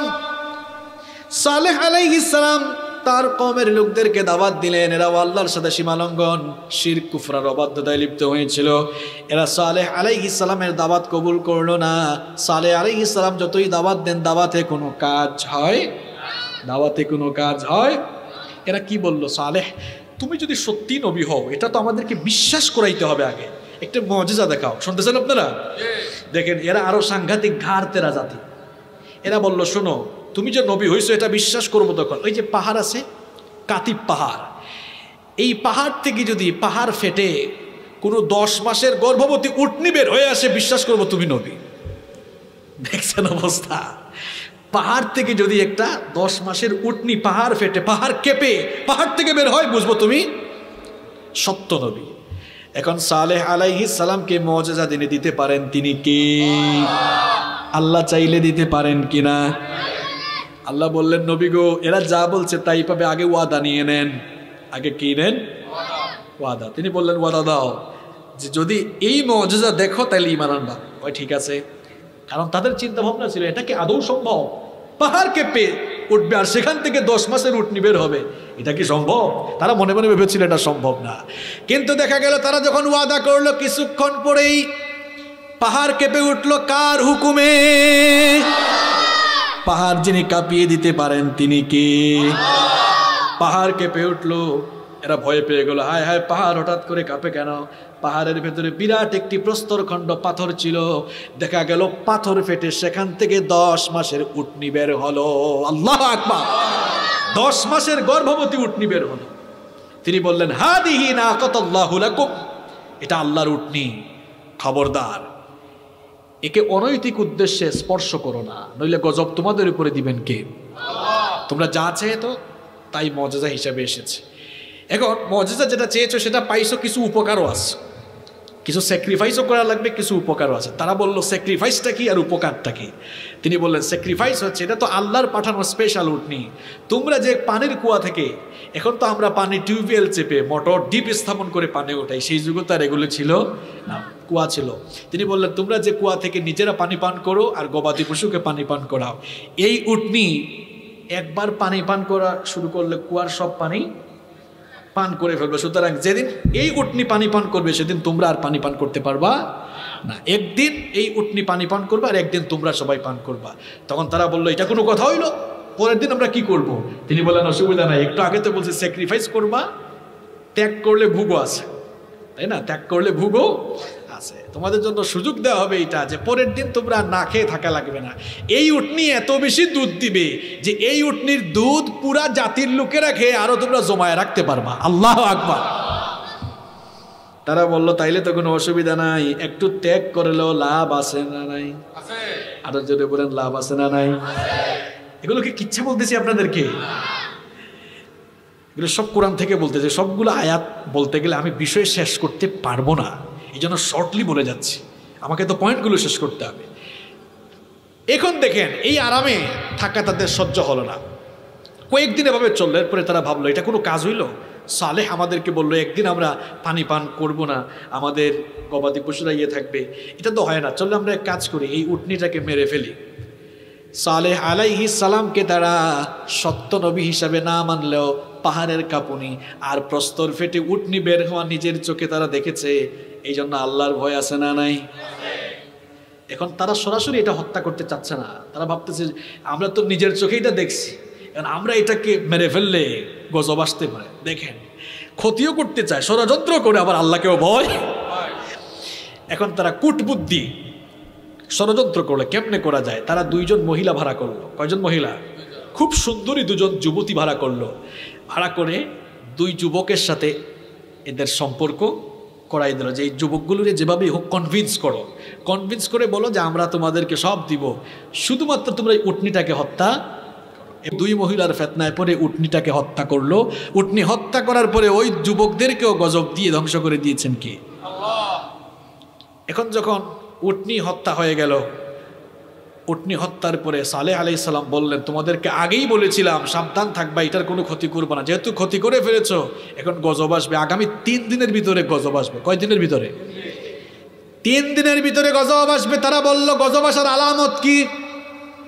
সালেহ আলাইহিস সালাম বললেন, প্রথম দিন তোমাদের চেহারা হলুদ বর্ণের হয়ে যাবে। কোন রং? আরো জোরে। দ্বিতীয় দিন তোমাদের চেহারা লাল বর্ণ হয়ে যাবে। কি বর্ণ? 3 নম্বর দিন তোমাদের চেহারা কৃষ্ণ বর্ণ হয়ে যাবে। কি বর্ণ? কৃষ্ণ বর্ণ। এইরকম আলামত। আর চতুর্থ দিন তোমাদের উপরে গজব দিবেন কে? 1 2 3 গজব আসা শুরু করলো। যখন তারা হায় হায় গজব আসতেছে, তারা এবার ক্ষিপ্ত হয়ে দেখেন তওবা যদি করতো মাফ করে দিতেন কে? তওবা ইস্তিগফার করলো না, বরং উল্টা ক্ষিপ্ত হয়ে সম্প্রদায়ের 9 জন নেতা মিলে তারা এবার সালেহ আলাইহিস সালামকে হত্যা করতে চাইল। সালেহ আলাইহিস সালামকে যখন হত্যার জন্য গেল, মাঝপথে এদের উপরে প্রস্তর নিক্ষেপ করে এদেরকে ধ্বংস করে দিয়েছেন কি? এরপরে আল্লাহ তাআলা বললেন, এই জাতির লোকেরা আর সাবধান হবে না। ওগো আমার নবী সালেহ, তুমি তোমার ইমানদার উম্মতদেরকে নিয়ে এলাকা ছেড়ে চলে যাও, কারণ গজব আসতেছে কার পক্ষ থেকে? দেখা গেল 3 দিন শেষ হয়ে যাওয়ার পরে এমন ভূমিকম্প আসলো, এক ভূমিকম্পের মাধ্যমে সকল কাফের মুশরিকদেরকে মাটির সঙ্গে মিশায়া দিলেন কে? কয় নাম্বার জাতি? 3 নাম্বার। শুরুতে বলছি নূহ আলাইহিস সালামের কওম, এরপরে বলেছি আদ জাতি, এরপরে সামুদ জাতি। মনোযোগ আছে বাবারা, ভাইয়েরা? কষ্ট হচ্ছে আপনাদের? 4 নাম্বার লূত আলাইহিস সালামের জাতি। লূত আলাইহিস সালামের জাতির লোকেরা পৃথিবীর ইতিহাসে সর্বপ্রথম সমকামিতা শুরু করেছিল। দুনিয়ার বিভিন্ন দেশে আজও সমকামিতা আছে না নাই? এই কুকর্ম দুনিয়ায় সর্বপ্রথম শুরু হয়েছিল লূত আলাইহিস সালামের জামানায়। লূত আলাইহিস সালামের জামানার লোকেরা এই সমকামিতা ছাড়াও আরো 2টি কুকর্মে লিপ্ত ছিল, মোট 3টা। কয়টা? আরো জুড়ে। কোরআনুল কারীমের 29 নম্বর সূরা সূরাতুল আনকাবুতের 28 নম্বর আয়াত থেকে রব্বুল আলামিন বলছেন, ওয়ালুতান ইয ক্বালা লিকওমিহি ইন্নাকুম লাতাতুনা আল-ফাহিশাতা মা সাবাকাকুম বিহা মিন আহাদিম মিনাল আলামিন। আল্লাহ তাআলা বলছেন, স্মরণ করো যখন লূত তার কওমকে বলেছিলেন, আমার সম্প্রদায়, আমার কওমের লোকেরা এমন আকাম এবং কুকর্ম তোমরা শুরু করেছ, এই কুকর্ম দুনিয়াতে তোমাদের পূর্বে আর কেউ করে। যৌন চাহিদা মেটাবার জন্য পুরুষে পুরুষে তারা এবার সমকামিতা শুরু করলো, নারীতে নারীতে সমকামিতা শুরু করলো। এটা যেহেতু তাদের 1 নম্বর কুকর্ম, এজন্য লূত আলাইহিস সালাম তাদেরকে বলেছিলেন, এমন কুকর্ম শুরু করেছো যা দুনিয়াতে তোমাদের আগে কেউ করে নাই। আইন্নাকুম লাতাতুনার রিজালা ওয়া তাকতাউনাস সাবিলা ওয়া তাতুনা ফি নাদিয়াকুমুল মুনকার ইলা আখিরিল আয়া। আল্লাহ তাআলা বলছেন যে লূত আলাইহিস সালাম তার কওমকে বললেন, তোমরা যৌন চাহিদা মেটাবার জন্য পুরুষ হয়ে পুরুষকে বেছে নিচ্ছ, আর 2 নম্বর তোমরা রাস্তার মধ্যে চাঁদাবাজি করছো। আজও রাস্তায় রাস্তায় চাঁদাবাজি আছে না নাই? তোমরা রাস্তায় চাঁদাবাজি করছো। 3 নম্বর প্রকাশ্যে তোমরা ফাহিশা মুনকার কাজ করছো। লূত আলাইহিস সালাম বলেন, এগুলো ছেড়ে দাও, নইলে আল্লাহর গজব আসবে। লূত আলাইহিস সালাম এত করে দাওয়াত দিলেন, এরা দাওয়াত কবুল করলো না। শেষ পর্যন্ত গজব আসলো কার পক্ষ থেকে? খুব মজার ঘটনা ভাই, শুনেন। দেখেন আল্লাহ তাআলা কত মহান। আল্লাহ এদেরকে ধ্বংস করার আগেও একটা সুযোগ দিলেন। কেমনে সুযোগ দিলেন? এবার ফেরেশতাদেরকে আল্লাহ কিছু সুন্দর সুন্দর জওয়ান নওজোয়ান যুবক বানায়া মেহমান হিসাবে পাঠালেন লূত আলাইহিস সালামের ঘরে। কার ঘরে? সুন্দর, কারণ ওরা তো যৌন চাহিদা মেটাবার জন্য লূত আলাইহিস সালামের কওমের পুরুষরা নারী বেছে নিত না, পুরুষ হয়ে পুরুষের পেছনে ছুটতো। এদেরকে বলা হয় সমকামী। এখন আল্লাহ তাআলা চেয়েছিলেন দেখি তওবা করে এরা ভালো হয়ে যায় কিনা। চূড়ান্ত গজব দেওয়ার আগে, শুনতেছেন আপনারা, আল্লাহ ফেরেশতা পাঠালেন মানুষের বেশ ধরে, সুন্দর সুন্দর জোয়ান, একদম ইয়াং, খুব স্মার্ট কিছু যুবক বানিয়ে মেহমান হিসাবে পাঠালেন কার ঘরে? লূত আলাইহিস সালামের ঘরে। এই খবর চতুর্দিকে ছড়িয়ে গেল। তারা বলল লূত আলাইহিস সালামের ঘরে খুব সুন্দর সুন্দর কিছু ছেলে পেলে আসছে। এইটা শুনে তারা তাদের যৌন চাহিদা মেটাবার জন্য লূত আলাইহিস সালামের দরজায় এসে নক, তাড়াতাড়ি খোলো, আমরা শুনছি এখানে কিছু যুবক এসেছে। লূত আলাইহিস সালাম বললেন, আল্লাহর দুহাই, মেহমানদের সাথে তোমরা খারাপ আচরণ করো না। লূত আলাইহিস সালাম তখনও জানতেন না যে এরা আসলে ফেরেশতা। তখন ফেরেশতারা বললেন, আল্লাহর নবী লূত, আমরা মানুষ না, আমরা ফেরেশতা, এটা একটা পরীক্ষা চলছে, আল্লাহ এদেরকে গজব আজকেই দিবেন। গজব দেওয়ার আগে আল্লাহ একটু পরীক্ষা করতে যাচ্ছেন যে এরা ভালো হয় কিনা। এরা দরজা ভেঙে ঢুকলো। যখন তারা এই ফেরেশতা যারা মানুষের বেশ ধরে এসেছিল এদের উপর ঝাঁপিয়ে পড়তে চাইবে, তখন ফেরেশতাদের এক একটা থাপ্পড়ে সবগুলোর চক্ষু অন্ধ হয়ে গিয়েছিল। আল্লাহু আকবার। এরপরে গজব আসলো, আল্লাহ তাআলা গজব পাঠালেন। লূত আলাইহিস সালামের ওই জাতিকে জমিন উল্টায়া দিয়ে জমিনের নিচে আল্লাহ তাআলা জমিনের নিচে তাদেরকে দাবিয়ে ধ্বংস করে দিলেন। জমিন উল্টাইয়া এদেরকে ধ্বংস করে দেওয়া হয়েছে। তাহলে আল্লাহর অবাধ্যতার কারণে গজবে নিপতিত 4 নাম্বার জাতি ছিল লূত আলাইহিস সালামের সমকামী জাতি। মনে থাকবে? সব পয়েন্ট মনে থাকবে তো আপনাদের? একটু দ্রুত বলতেছি। 5 নাম্বার ছিল মাদিয়ানবাসী, যাদের কাছে আল্লাহ নবী হিসাবে শুআইব আলাইহিস সালামকে পাঠিয়েছিলেন। শুআইব আলাইহিস সালামের জাতিও আল্লাহর অবাধ্য হয়েছিল, এই জন্য এদেরকেও গজব দিয়ে ধ্বংস করে দিয়েছেন কি আল্লাহ। শুআইব আলাইহিস সালামের জাতির লোকেরা 5টি কুকর্মে লিপ্ত ছিল। জোরে কোন কয়টি? 5টি। আরো জোরে? 5টি। 1 নম্বরের আল্লাহর সঙ্গে শিরকে নিমজ্জিত ছিল। 2 নম্বরের ওজনে কম দিত, ওজনে কম দেয়, মাপে চুরি করে, এরকম মানুষ মনে হয় ভুলায় নাই। তাহলে ওজনে কম দেয় এরকম মানুষ এখানে আছে। শুআইব আলাইহিস সালামের জাতির লোকেরা 3 নাম্বার যে কুকর্মে লিপ্ত ছিল, সুযোগ পাইলে ঝামেলা লাগাই দিত মানুষের মধ্যে, ফিতনা ফাসাদ বিশৃঙ্খলা। 4 নাম্বার হচ্ছে এরা আল্লাহর পথে মানুষদেরকে বাধা দিত, ইমানদারদের উপরে জুলুম নির্যাতন চালাতো। আজও ঈমান আনার কারণে ইমানদারদেরকে বাড়িতে থাকতে দেয় না, হামলা মামলা জেল জুলুম আছে না নাই? এই কুকর্ম এদের মধ্যে বিদ্যমান ছিল। আপনি শুনেন গজব কেমনে আসে, গজব মানুষ টেনে টেনে কেমনে নিয়ে আসে। 5 নাম্বার কুকর্ম তাদের মধ্যে ছিল, আল্লাহর নিয়ামত পেয়েও এরা আল্লাহর সঙ্গে নাশুকরি করত। কয়টা কুকর্ম? আরো জোরে কয়টা? এই 5টি কুকর্মে তারা লিপ্ত ছিল। শুআইব আলাইহিস সালামকে আল্লাহ নবী বানিয়ে পাঠালেন, তিনি দাওয়াত দিলেন, একটা কুকর্ম থেকেও তারা বিরত থাকলো। শেষ পর্যন্ত গজব দিলেন কে? আল্লাহ। এই জাতির গজব আবার একটু ভিন্ন ধরনের। এদের উপর আল্লাহ গজব দিলেন কেমনে? একটানা 7 দিন গরম চাপাই দিলেন, প্রচন্ড গরম। কয়দিন? আরো জোরে? 7 দিন একটানা গরম।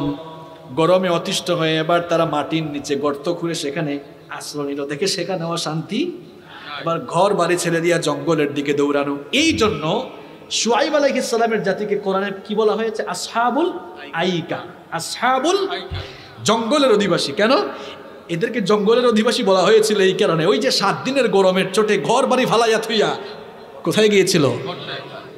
জঙ্গলে। জঙ্গলে, এই জন্য এদেরকে বলা হয় আসহাবুল আইকা, আইকাবাসী অর্থাৎ জঙ্গলবাসী। সেখানে তারা গেল। 7 দিন পরে দেখা গেল আকাশের মধ্যে একটা মেঘের টুকরা আসছে। কিসের টুকরা? ভাবছে এখন মনে হয় একটু মেঘ আসবে, কারণ মেঘের টুকরার নিচে শীতল বায়ু প্রবাহিত হচ্ছিল। আল্লাহর সঙ্গে তারা যে অবাধ্যতায় লিপ্ত হয়েছিল, তওবা করে নাই, এই জন্য মেঘের টুকরা থেকে এবার আগুনের বৃষ্টি শুরু হলো। কিসের বৃষ্টি? নিচ থেকে ভূমিকম্প, উপর থেকে বজ্রনিনাদ, আগুনের বৃষ্টি দিয়ে পুরো অবাধ্য জাতিকে ধ্বংস করে দিয়েছেন কে? তাহলে বিপদ মুসিবত আসে আল্লাহর সঙ্গে অবাধ্যতা করলে, কুফরি করলে।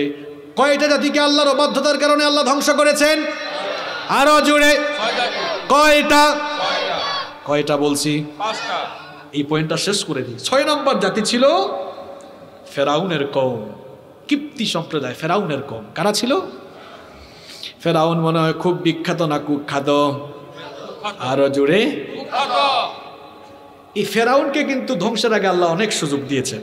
মনোযোগ আছে না গেছে? কয়েকজন বাবা দেখতেছে ঝিমাইতেছে, একটা তাকবীর দিয়ে এদের ঝিমানো ছুটাই দেন, লিল্লাহি তাকবীর। আপনারা কিন্তু দেখেন না, আমি তো স্টেজে, আমি সব দেখি কে ঘুমায়। এই যে আপনারা যখন তাকবীর দিচ্ছেন, এক চাচা এমনি উঠছে, কি হইলো এখানে? একটা দিছেন তো, আরো 2টা দিয়ে ভালো করে ঘুম ছাড়াই দেন, লিল্লাহি তাকবীর, লিল্লাহি তাকবীর। এত মজার ঘটনা চলে, এখানে ঘুম আসলে হবে? 6 নম্বর জাতি ছিল কোন জাতি? কওমে ফেরাউন। ফেরাউনের জাতি। ওই সময় আল্লাহ কাকে নবী বানিয়েছিলেন? মুসা। নরম না গরম? আরে বাপরে বাপ, এমন গরম মালাকুল মউতকে 1 থাপ্পড় দিয়া চক্ষু বের করে দিয়েছে। আল্লাহু আকবার। কি জাতের নবী চিন্তা করেছেন, মালাকুল মউতকে থাপ্পড় লাগাইছে। আল্লাহু আকবার। বলবো বলবো বলবো মালাকুল মউত এসেছে। এটা তো কিচ্ছা কাহিনী না, বুখারীর হাদিস, বুখারীর হাদিস। মালাকুল মউত এসেছে। মুসা আলাইহিস সালাম বলেন কি ব্যাপার, তুমি কে? মালাকুল মউত বলে কি ব্যাপার, আমি কে? আমাকে তো দেখলেই মানুষের ভয় ছুটে। এই লোক বলে আমি কে? তিনি বলেন আনা মালাকুল মউত, আমি মালাকুল মউত। মুসা আলাইহিস সালাম বলেন তো কি হয়েছে, আমার কাছে কি চাও? বলেন আমি আসছি আপনার জান কবুলের জন্য। মুসা আলাইহিস সালাম বলেন তাই, আহো কাছে আহো। কাছে যখন আসছে লাগাইছে এক থাপ্পড়, থাপ্পড়ের চোটে চক্ষুটা বের হয়ে গিয়েছে। আল্লাহু আকবার। মালাকুল মউত দৌড় দিছে কার কাছে? গিয়ে বলে আল্লাহ এমন একজনের কাছে পাঠাইলা, গেছিলাম তার জান কবজ করতে, অল্পের জন্য তো আমারও শেষ করে দিছিল। আল্লাহ বললেন আমার নবী মুসার কাছে আবার যাও, গিয়ে বলো তিনি যদি আরো হায়াত চান তিনি যেন একটা ষাঁড়ের পিঠের উপরে হাত রাখেন। আচ্ছা ষাঁড়কে আপনারা ভুলায় আঞ্চলিক ভাষায় কি বলেন? যাই হোক আমরা সিলেট হয় দেখা দেখা আমরা গরু না রে।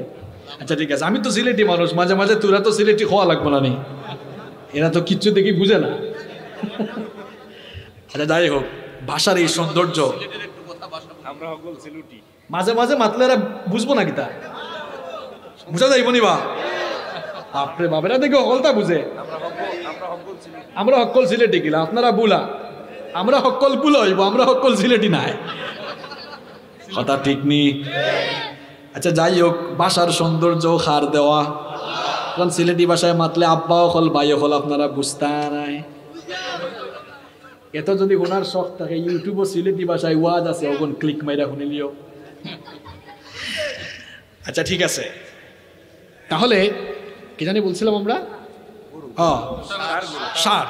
তিনি যেন ষাঁড়ের পিঠের উপরে হাত রাখেন, তিনি তার হাত দিয়ে যতগুলো লোম ঢাকতে পারবেন প্রত্যেকটা লোমের বিনিময়ে 1 বছর হায়াত আল্লাহ বাড়িয়ে দিবেন। মালাকুল মউত এই খবর পৌঁছালেন। মুসা আলাইহিস সালাম বলেন আচ্ছা মানলা হায়াত বাড়ানো হবে, কিন্তু ওই হায়াত শেষ হয়ে গেলে কি হবে? মালাকুল মউত বলেন মৃত্যুর স্বাদ নিতে হবে। তিনি বললেন যেহেতু এই মৃত্যুর স্বাদ নেওয়াই লাগবে, নিয়ে যাও, আমি আল্লাহর সঙ্গে দিদার লাভ করতে চাই। সুবহানাল্লাহ। সেই মুসা নবীর সময় মুসা আলাইহিস সালাম তিনি ছিলেন বনি ইসরাইলের প্রতি প্রেরিত পয়গাম্বার। আর ফেরাউনের লোকেরা বনি ইসরাইলের উপরে অত্যধিক জুলুম নির্যাতন চালাতো। এই ফেরাউন ছিল ইতিহাসের সবচেয়ে কুখ্যাত স্বৈরাচারী। সে তার ক্ষমতার মসনদকে টিকায় রাখার জন্য নির্মমভাবে অবুঝ শিশুদেরকে হত্যা করেছিল। কোরআনে আল্লাহ তার ব্যাপারে বলেছেন ইউদাব্বিহুনা আবনাআকুম, অন্য আয়াতে বলেছেন ইউকাত্তিলুনা আবনাআকুম। আজও দেখবেন পৃথিবীতে ফেরাউন নামে কোনো মানুষ না থাকলেও ওই আদর্শ লালনকারী লোকেরা আছে, ক্ষমতার জন্য অবুঝ শিশুদের বুকের উপরে এবং মানুষকে নির্বিচারে হত্যা করতেও তারা দ্বিধাবোধ করে না। জনগণের টাকায় গুলি কিনে জনগণের বুকে আবার পিস্তল চালায় আসে না নাই? জনগণের সঙ্গে কেমন নিমুখ হারামি চলতেছে। জনগণের টাকায় জনগণের বুকের উপরে পিস্তল চালানো হচ্ছে, গুলি চালানো হচ্ছে, মাঝে মাঝে আসে না নাই? আল্লাহ যেন সহি বুঝ দান করেন। সময় থাকতে সাবধান না হলে গজব আসতে পারে কার পক্ষ থেকে। কারণ আল্লাহ ছাড় দেয় কিন্তু আল্লাহ ছেড়ে দেয়। এই ফেরাউনের বাচ্চা ফেরাউনকে এখন বলবেন হুজুর ফেরাউনের বাচ্চা, ফেরাউন কেন বললেন? ফেরাউনের বাচ্চা তো ফেরাউন, এখন বলবেন কেমনে? তৎকালীন সময়ে মিশর যারা শাসন করত শাসকদের নাম থাকতো ফেরাউন, তো ফেরাউনের ঘরে হয়তো ফেরাউন, এই জন্য বলতে যে ফেরাউনের বাচ্চা ফেরাউন। অপ্রাসঙ্গিক অসংলগ্ন কথা তো মাহফিলে বলা যাবে? শুনেন এই ফেরাউনের বাচ্চা ফেরাউনরা কি করেছিল শুনেন। যখন ফেরাউন স্বপ্নে দেখেছিল শাম দেশ থেকে বিরাট অগ্নিশিখা এসে কিপ্তি সম্প্রদায়ের ঘরবাড়ি জ্বালিয়ে দিচ্ছে, স্বপ্ন বিশারদদেরকে ডেকে শুনলো অচিরেই একজন নবীর আগমন হবে, যার আগমনের কারণে তার মসনদ ভেঙে চুরে খান খান হয়ে যাবে। ওই সময় মুসা আলাইহিস সালামের জন্ম ঠেকাবার জন্য যেই সকল সন্তানরা জন্ম নিত, নবজাতক নবজাতক পুত্র সন্তানদেরকে ধরে ধরে জবাই করত। এরপরেও সে মুসা আলাইহিস সালামের জন্ম ঠেকাতে পারে নাই। আল্লাহর কুদরতি ব্যবস্থাপনায় মুসা আলাইহিস সালাম দুনিয়াতে আসলেন। শেষ পর্যন্ত শত্রুর ঘরে ঢুকাইয়া দিয়া মুসা আলাইহিস সালামকে ফেরাউনের ঘরে ঢুকাইয়া দিয়া বড় হওয়ার ব্যবস্থা করে দিলেন। তার লম্বা ঘটনা, আমি তো ঘটনায় যাচ্ছি না, আমি শুধু কেমনে গজবে ধ্বংস হয়েছি এরা এটা বলছি। মুসা আলাইহিস সালামকে আল্লাহ নবুয়ত দিলেন, নবুয়তি কাজ শুরু করেছেন। এর আগে তো তিনি আবার হিজরত করে মাদায়েনে গিয়েছিলেন। মাদায়েন থেকে পুনরায় তিনি মিশরে ফিরে আসার পর একটানা 20 বছর দাওয়াত দিলেন। কয় বছর? আল্লাহ নবুয়ত দেওয়ার পরে বলেছিলেন ইযহাব ইলা ফিরআউনা ইন্নাহু তাগা, ফেরাউনের কাছে যাও, সে অবাধ্য। ফেরাউনের কাছে দাওয়াত নিয়ে গিয়েছিলেন, তাকে আল্লাহর দ্বীনের দাওয়াত দিয়েছিলেন, দাওয়াত কবুল করে নাই। মুসা আলাইহিস সালাম বলেছিলেন ঠিক আছে, আমার বংশের উপরে নির্যাতন চালাইও না, যারা ঈমান এনেছে এদের উপরে নির্যাতন চালিও না। ফেরাউন জুলুম নির্যাতন বাড়িয়ে দিল। এই যুগের ফেরাউনরাও দেখবেন ঈমান আনলে, ঈমানি আন্দোলন করলে হামলা মামলা আছে না নাই? এই সকল ফেরাউনি কাজ করবার আগেও ছিল। যারা ঈমান আনতো ফেরাউন তাদেরকে ধরে ধরে নির্যাতন করত, নিপীড়ন করত। মুসা আলাইহিস সালাম তাকে অনেকভাবে বুঝালেন আর নির্যাতন করিও না, এদেরকে আমার সঙ্গে দিয়ে দাও, আমরা মিশর ছেড়ে চলে যাব, তাও তুমি এদের উপর অত্যাচার চালাইও। অনেকভাবে অত্যাচার চালিয়েছিল। যারা ঈমান এনেছিল তাদের পুত্র সন্তানগুলোকে ধরে ধরে, আমার ভাইয়েরা এখন আর আল্লাহর দ্বীনের জন্য আমরা কেমন নির্যাতনের শিকার হই দেখেন। ওই যুগের ফেরাউনগুলো কেমনে ঈমানদারদের উপরে নির্যাতন চালাতো। যারা ঈমান আনতো তাদের নবজাতক শিশুদেরকে ধরে ধরে জবাই করে ফেলতো, যেন মানুষ ভয় পায়, যেন ফেরাউনের ভয়ে কেউ ঈমান না। কিন্তু ঈমানদাররা ফেরাউনকে ভয় পায় নাকি আল্লাহকে ভয় পায়? ঈমানদাররা কোনো ফেরাউনকে, কোনো স্বৈর শাসককে ভয় করে না। ঈমানদাররা আল্লাহর দ্বীনের জন্য জীবন দিতে প্রস্তুত, বাতিলের সামনে তারা মাথা নত করে না।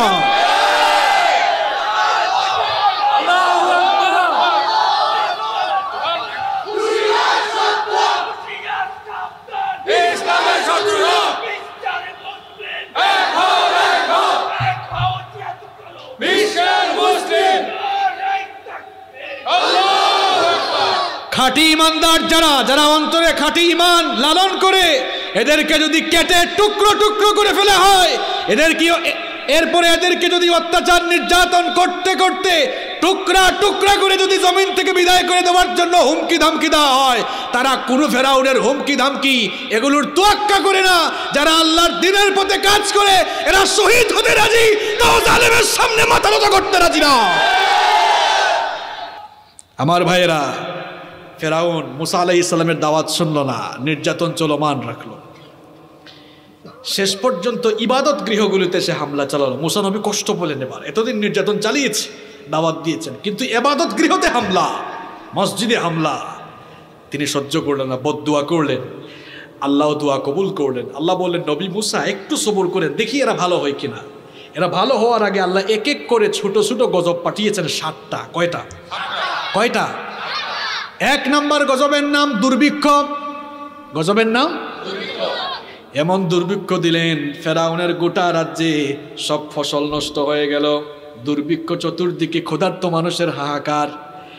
ফেরাউন তো বুঝতে পেরেছে গজবটা এসেছে কার পক্ষ থেকে।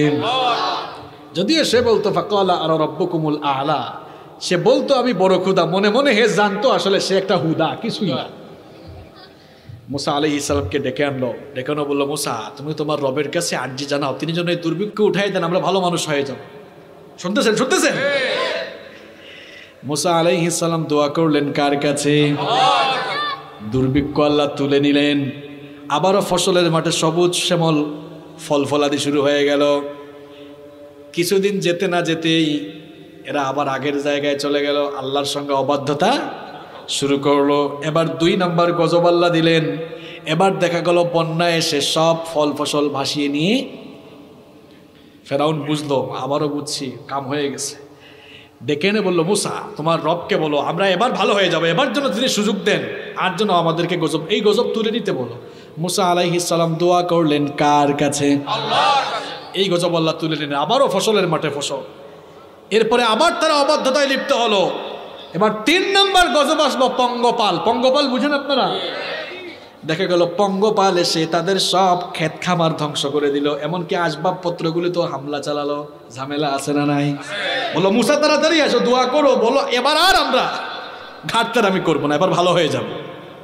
মুসা আলাইহিস সালাম দোয়া করলেন কার কাছে? এই গজব আল্লাহ তুলে নিলেন। দেখা গেল যেই লাউ সেই, ওই এরা আগের জায়গায় আবার। শুনতেছেন তো আপনারা? দেখেন আল্লাহ আল্লাহ কত মহান। আল্লাহ ধ্বংস করার আগে মানুষকে সুযোগ দেন, দেখি ভালো হয় কিনা। আজ যারা সামান্য ক্ষমতা পেয়ে মানুষের উপরে জুলুম নির্যাতন চালাও, 1 সেকেন্ডেরও তো ভরসা নাই। সামনে পুলিশ, পেছনে পুলিশ নিয়ে আমরা হেঁটে অনেক সময় বাহাদুরি দেখাই, মনে করি আমারে আর পায় কে। পুলিশি প্রোটেকশন নিয়ে মানুষের রোষানল থেকে বাঁচা যায়, কিন্তু আল্লাহর গজব থেকে কেউ কাউকে রক্ষা করতে পারে না। লার্স ভিক্স তার জ্বলন্ত প্রমাণ। এই ভিক্সরে চিনেন তো আপনারা? মারা গেল না 1.5-2 মাস আগে, ওই যে সুইডিশ কার্টুনিস্ট। 2007 সাল থেকে পুলিশি পাহারায় চলতো, শেষ পর্যন্ত পুলিশের গাড়িতেই অ্যাক্সিডেন্ট করে মারা গেল। গজব কার পক্ষ থেকে? বেশি ফুটানি কিন্তু করা যাবে না, মুহূর্তেই মধ্যে ফুটানিগুলোকে ঠুস করে দিতে পারেন কি? এই যে কালকে ভূমিকম্প হয়েছিল, মুহূর্তের মধ্যে আল্লাহ সব ধ্বংস করে দিতে পারতেন কিনা? সব ক্ষমতা কার হাতে? কত মানুষ দেখেছে কথা বলতে বলতে মরে গেছে, আছে না নাই? মৃত্যু কার হাতে? তো পঙ্গপাল দিলেন, এবার বললো মুসা দোয়া করো ভালো হয়ে যাব। মুসা আলাইহিস সালাম দোয়া করলেন, এই গজব আল্লাহ তুলে নিলেন। এরপরেও দেখা গেল যেই লাউ সেই। এবার আল্লাহ পাঠালেন উকুনের গজব। উকুন, উকুন চিনেন আপনারা? উকুন কোথায় হয়? কোথায় হয়? এবার আল্লাহ একটু গজব দিলেন, ফল ফসলে না, ডিরেক্ট শরীরের মধ্যে কামড়া কামড়ি। অশান্তি আছে না নাই? এখন ফেরাউন এমনি এমনি করে, শান্তি ফেরাউনের সব সৈন্য টৈন্য, তারাও শান্তি নাই। ফেরাউন বলল তাড়াতাড়ি মুসাকে ডেকে আনো। বলল মুসা আল্লাহর কাছে দোয়া করে আবার ভালো হব। আল্লাহ এই গজব তুলে নিলেন। দেখা গেল আবারও যেই লাউ সেই। 5 নম্বর গজব আসলো ব্যাঙের গজব। ব্যাং, ব্যাং চিনেন তো আপনারা? ব্যাঙের গজব এবার আসলো। দেখা গেল গ্লাসে পানি নিতে যাবে, গ্লাসের ভিতর ব্যাং, তরকারির পাত্রে ব্যাং। এক জায়গায় ফেরাউন বসছে, বসা মাত্রই উপরে নিচে ব্যাং, বিছানায় ব্যাং, চতুর্দিকে ব্যাং আর ব্যাং। শান্তি আছে? শান্তি নাও শান্তি? বলো তাড়াতাড়ি মুসাকে ডেকে আনো। মুসা দোয়া করো এবার ভালো হব, আর ঘাটতার আমি করব। মুসা আলাইহিস সালাম দোয়া করলেন, আবারও দেখা গেল যেই লাউ সেই। 6 নম্বর গজব আসলো রক্তের গজব। কিসের গজব? গ্লাসে পানি নেই, দেখে পানি রক্ত হয়ে গেছে। ভাত রান্না করতেছে, দেখে ভাত রক্ত, তরকারির ভিতর রক্ত, নীল নদে রক্ত, সব দিকে রক্ত। আর এবার আবারও বললো মুসা দোয়া করো ভালো হয়ে যাবে। মুসা আলাইহিস সালাম দোয়া করলেন, এই গজব আল্লাহ তুলে নিলেন। এরপরে 7 নম্বর গজব আসলো। এরা যখন আবার অবাধ্য হলো, 7 নম্বর গজব আসলো প্লেগ, মহামারী। এই যে করোনা ভাইরাস 1.5-2 বছর ধরে দুনিয়াতে আছে, এই গজবটা কার? সর্দি কাশি দুনিয়াতে আগেও ছিল, কিন্তু সর্দি কাশি এখন নতুন রূপ করোনা নামে এসে অনেক মানুষ এই ভাইরাসে আক্রান্ত হয়ে চলে গিয়েছে। গজবটা কার? মহামারী আসলো, দেখা গেল একদিনেই হাজার হাজার মানুষ মারা যাচ্ছে। ফেরাউনের ভেতর ভয় ঢুকছে কি ঢুকে নাই? বললো মুসা, মনে আগে তো জান বাঁচাইতে হবে। বললো মুসা আল্লাহর কাছে দোয়া করে এবার ভালো হয়ে। মুসা আলাইহিস সালাম দোয়া করলেন, এই গজব আল্লাহ তুলে নিলেন। দেখা গেল আবারও তারা অবাধ্যতায় লিপ্ত হলো। এবার আল্লাহ আর ছাড় দিলেন না। ছোট ছোট 7টি গজব পাঠানোর উপরে দেখলেন এদের অন্তর বাঁকা, এরা কখনো ঈমান আনবে না। আল্লাহ তাআলা মুসা আলাইহিস সালামকে বললেন, ওগো আমার নবী মুসা, তুমি তোমার উম্মতদেরকে নিয়ে মিশর ছেড়ে রাতের বেলা বের হয়ে যাও। তুমি তোমার উম্মতদেরকে নিয়ে চলে যাও। এবার মুসা আলাইহিস সালাম উম্মতদেরকে নিয়ে ছুটে চলছেন কার হুকুমে? আল্লাহ। ওইদিকে ফেরাউনের কানে খবর চলে গেল মুসা তার উম্মতদেরকে নিয়ে বের হয়ে যাচ্ছে। ফেরাউন বলল, কিসের অপেক্ষা করো? সৈন্যবাহিনী প্রস্তুত করো, এদেরকে পেছন থেকে আক্রমণ করব। এরা পেছন থেকে অগ্রসর হচ্ছে মুসা আলাইহিস সালাম এবং তার উম্মতদেরকে ঘায়েল করার জন্য। আর সামনে মুসা নবী তার উম্মতদেরকে নিয়ে এগিয়ে চলছেন। চলতে চলতে তারা একেবারে লোহিত সাগরের সামনে আসলেন। কোন সাগরের সামনে? লোহিত সাগরের সামনে যখন আসলেন, দেখা গেল সামনে সাগর, পেছনে কার বাহিনী? কথা কন না কেন? মুসা নবীর উম্মতরা বলল, মুসা তুমি তো আজ আমাদেরকে মারতে নিয়ে এসেছো, সামনে লোহিত সাগর, পেছনে ফেরাউনের বাহিনী, কোনো দিকে যাওয়ার সুযোগ নাই, আজ মরে যাচ্ছি, আজ মনে হয় মরে যাবো। মুসা আলাইহিস সালাম বলেন, কাল্লা ইন্না মাইয়া রাব্বি সাইয়াহদিন, কখনো নয়, আমাদের রব আমাদের সঙ্গে আছেন, তিনি আমাদেরকে নাজাতের ব্যবস্থা করবেন। সুবহানাল্লাহ, কি ঈমান! এরকম ঈমান থাকা লাগবে। নির্যাতন নিষ্পেষণে যদি একেবারে শেষ হয়ে যাওয়ার অবস্থা হয়, দেয়ালে পিঠ থেকে যায়, তাও ভরসা করতে হবে কার উপরে? পথ দেখাই দিবেন কে? মুমিন কখনো হতাশ হতে পারে? মুসা আলাইহিস সালাম বললেন, সবর করো, পথ দেখাবেন কে? কারণ আমরা মিশর ছেড়ে এসেছি আমাদের ইচ্ছায় না, কার ইচ্ছায়? সে তো আমাদেরকে বিপদ থেকে বাঁচাবেন কে? কি জাতির ঈমান দেখেন! আল্লাহ তাআলা বললেন, মুসা তোমার হাতে কি? মুসা আলাইহিস সালাম বলেন, লাঠি। আল্লাহ বললেন, শুধু লাঠি না, এই লাঠি দিয়ে এবার তুমি কারিশমা দেখাও, লাঠি দিয়ে আঘাত করো। আঘাত করলেন, সঙ্গে সঙ্গে সাগরের মধ্যে রাস্তা তৈরি করে যিনি দিলেন তিনি কে? সবাই অবাক। মুসা আলাইহিস সালাম বললেন, অবাক হওয়ার কিছু নাই, তাড়াতাড়ি পথ চলা শুরু করো। সবাই এবার পথ চলা শুরু করেছেন। যখন ওই পারে যাচ্ছেন, ওইদিকে ফেরাউন চলে এসেছে। ফেরাউন এসে বলল তার সৈন্যদেরকে, দেখছো আমি ফেরাউন ক্ষুধার ভয়ে আর সাগরের মধ্যে মাঝখানে রাস্তা। সে কি ক্ষুধা না হুদা? আরো জোরে বলেন।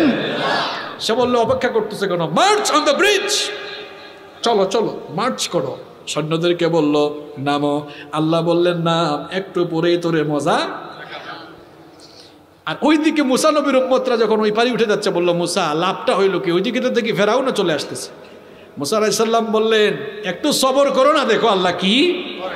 সবাই যখন পাস হয়ে গেল, এবার রাস্তাটা ভ্যানিশ করে দিয়ে সাগরের দুই দিকের পানিকে আবারও এক করে যিনি দিলেন তিনি কি? জাওয়াজনা বিবানি ইসরাঈলাল বাহরা ফাআতবাহুম ফিরআউন ওয়া জুনুদুহু বাগয়াও ওয়া আদাওয়া হাত্তা ইযা আদরাকাহু الغرق قال آمنت أنه لا إله إلا الذي آمنت به بنو إسرائيل وأنا من المسلمين। এবার বলেন তো, সাগরের দুই দিকের পানি এক করে দিয়ে ফেরাউনের বাচ্চা ফেরাউনকে পানিতে চুবাইয়া পানি যিনি খাওয়াচ্ছেন, নাকানি চুবানি যিনি খাওয়াচ্ছেন তিনি কে? এতদিন ফেরাউন খাইছে মুরগির রান, এবার তারে পানির ভিতরে নাকানি চুবানি যিনি খাওয়ান তিনি কে? এবার ফেরাউন দেখলো, হায় হায়, আজ বাঁচার কোনো উপায় নাই। বাঁচার জন্য কায়দা করে বলল, ভালো হয়ে গেছি, লা ইলাহা ইল্লাল্লাযী আমানাত বিহি বানু ইসরাঈল, বনি ইসরাঈল যার উপরে ঈমান আনছে আমিও ঈমান এনেছি। আল্লাহ বললেন, আল আন গাদ্দার, এখন ওয়াকাদ আসাইতা ক্বাবলু ওয়া কুনতা মিনাল মুফসিদিন, ইতিপূর্বে তুই অনেক বড় গাদ্দার ছিলে, ফিতনা ফাসাদ সৃষ্টিকারী ছিলে, এতদিন আল্লাহ তোকে অনেক ছাড় দিয়েছে, আজ আল্লাহ ছেড়ে দিবেন না। পৃথিবীতে কেউ স্থায়ী হয় না, হোক না সে ফেরাউন কিবা নমরুদ, কেউ ভবে চিরকাল রয় না, কেউ ভবে চিরকাল রয় না। পৃথিবীতে কেউ স্থায়ী হয় না, নীল নদ আজও আছে থাকবে, সত্যকে চিরদিন ডাকবে, নীল নদ আজও আছে থাকবে, সত্যকে চিরদিন ডাকবে, ডেকে ডেকে বলে যাবে দিন রাত, ডেকে ডেকে বলে যাবে দিন রাত, কেউ যেন ফেরাউন হয় না। পৃথিবীতে কেউ স্থায়ী হয় না, হোক না সে ফেরাউন কিবা নমরুদ, কেউ ভবে চিরকাল, কেউ ভবে চিরকাল রয় না। কেউ থাকবে? আজও যারা দুনিয়ায় ফেরাউনি কর্মকাণ্ড চালাচ্ছে, আল্লাহ হয়তো অপেক্ষা করছেন, আল্লাহ হয়তো সবর করছেন, আল্লাহ হয়তো ছাড় দিচ্ছেন। ছাড় দিতে দিতে একটা সময় আসবে, এটা আল্লাহর সুন্নত, আল্লাহ ছেড়ে দিবেন না যদি তওবা করে ভালো হয়ে না যায়।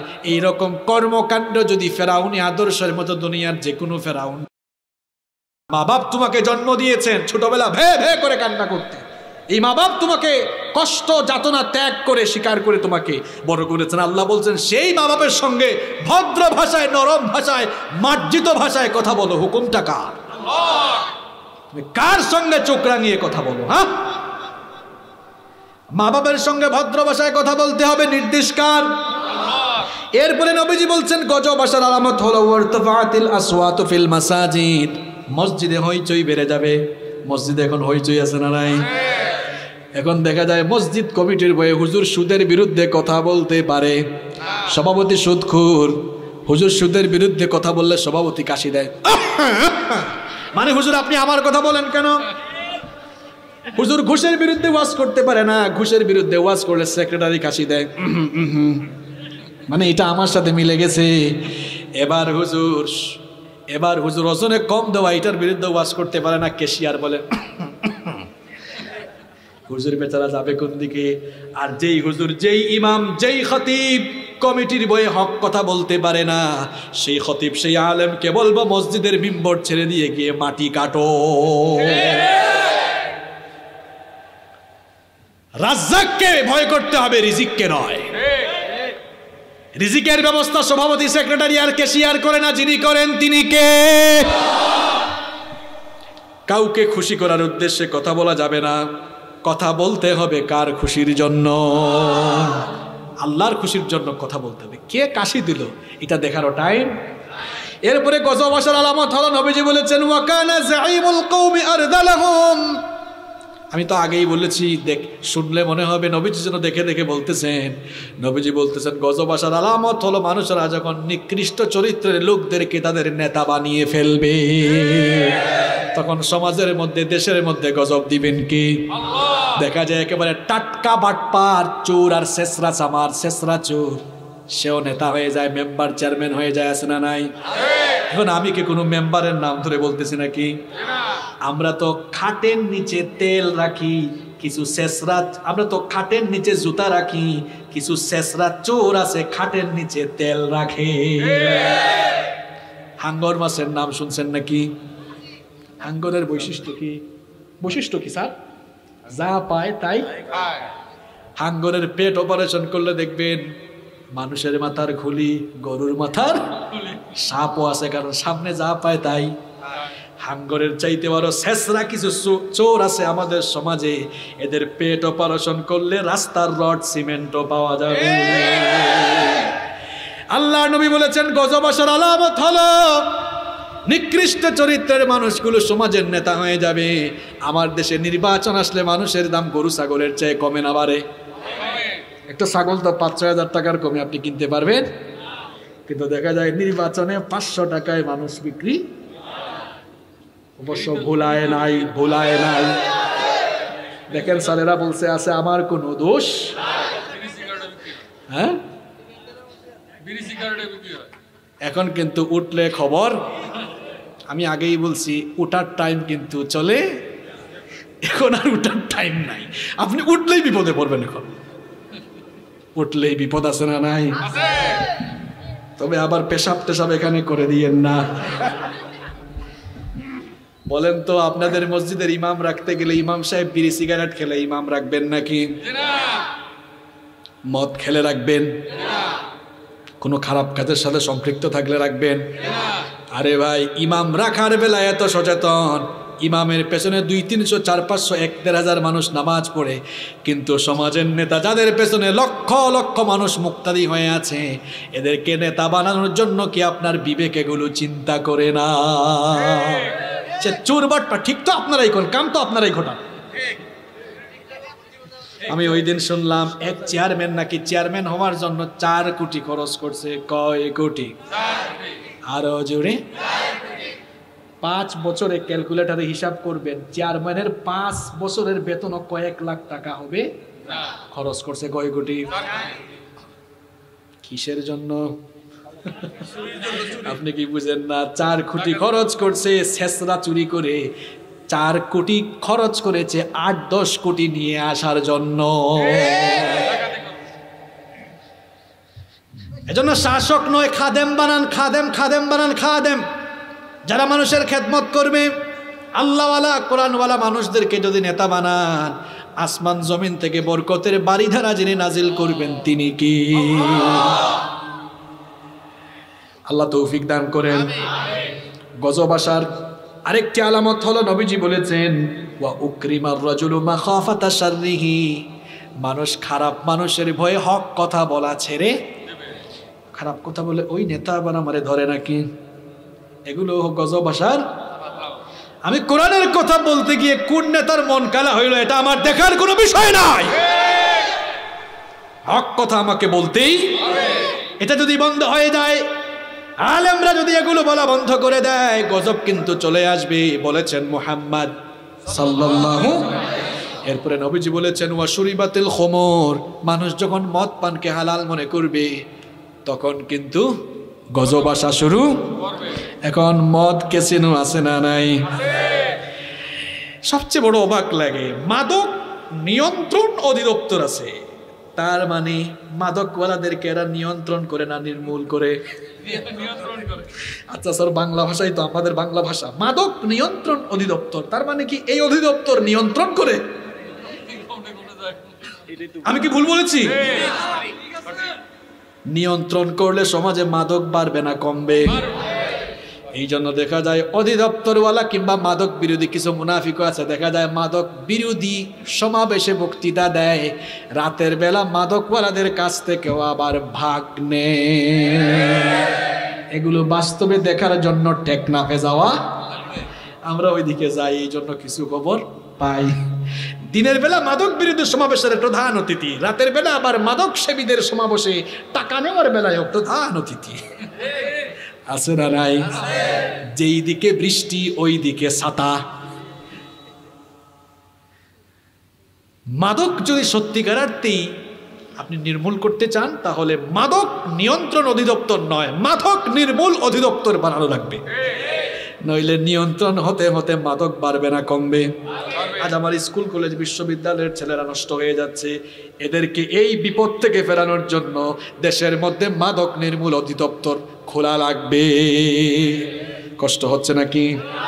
এই বাবা আবার কই যায়, মাদক বলার পরে যায় কেন? এরপরে ওয়ালু বিসাল হারির, যখন রেশমি পোশাক পরিধান করবে। তারপরে নবীজি বললেন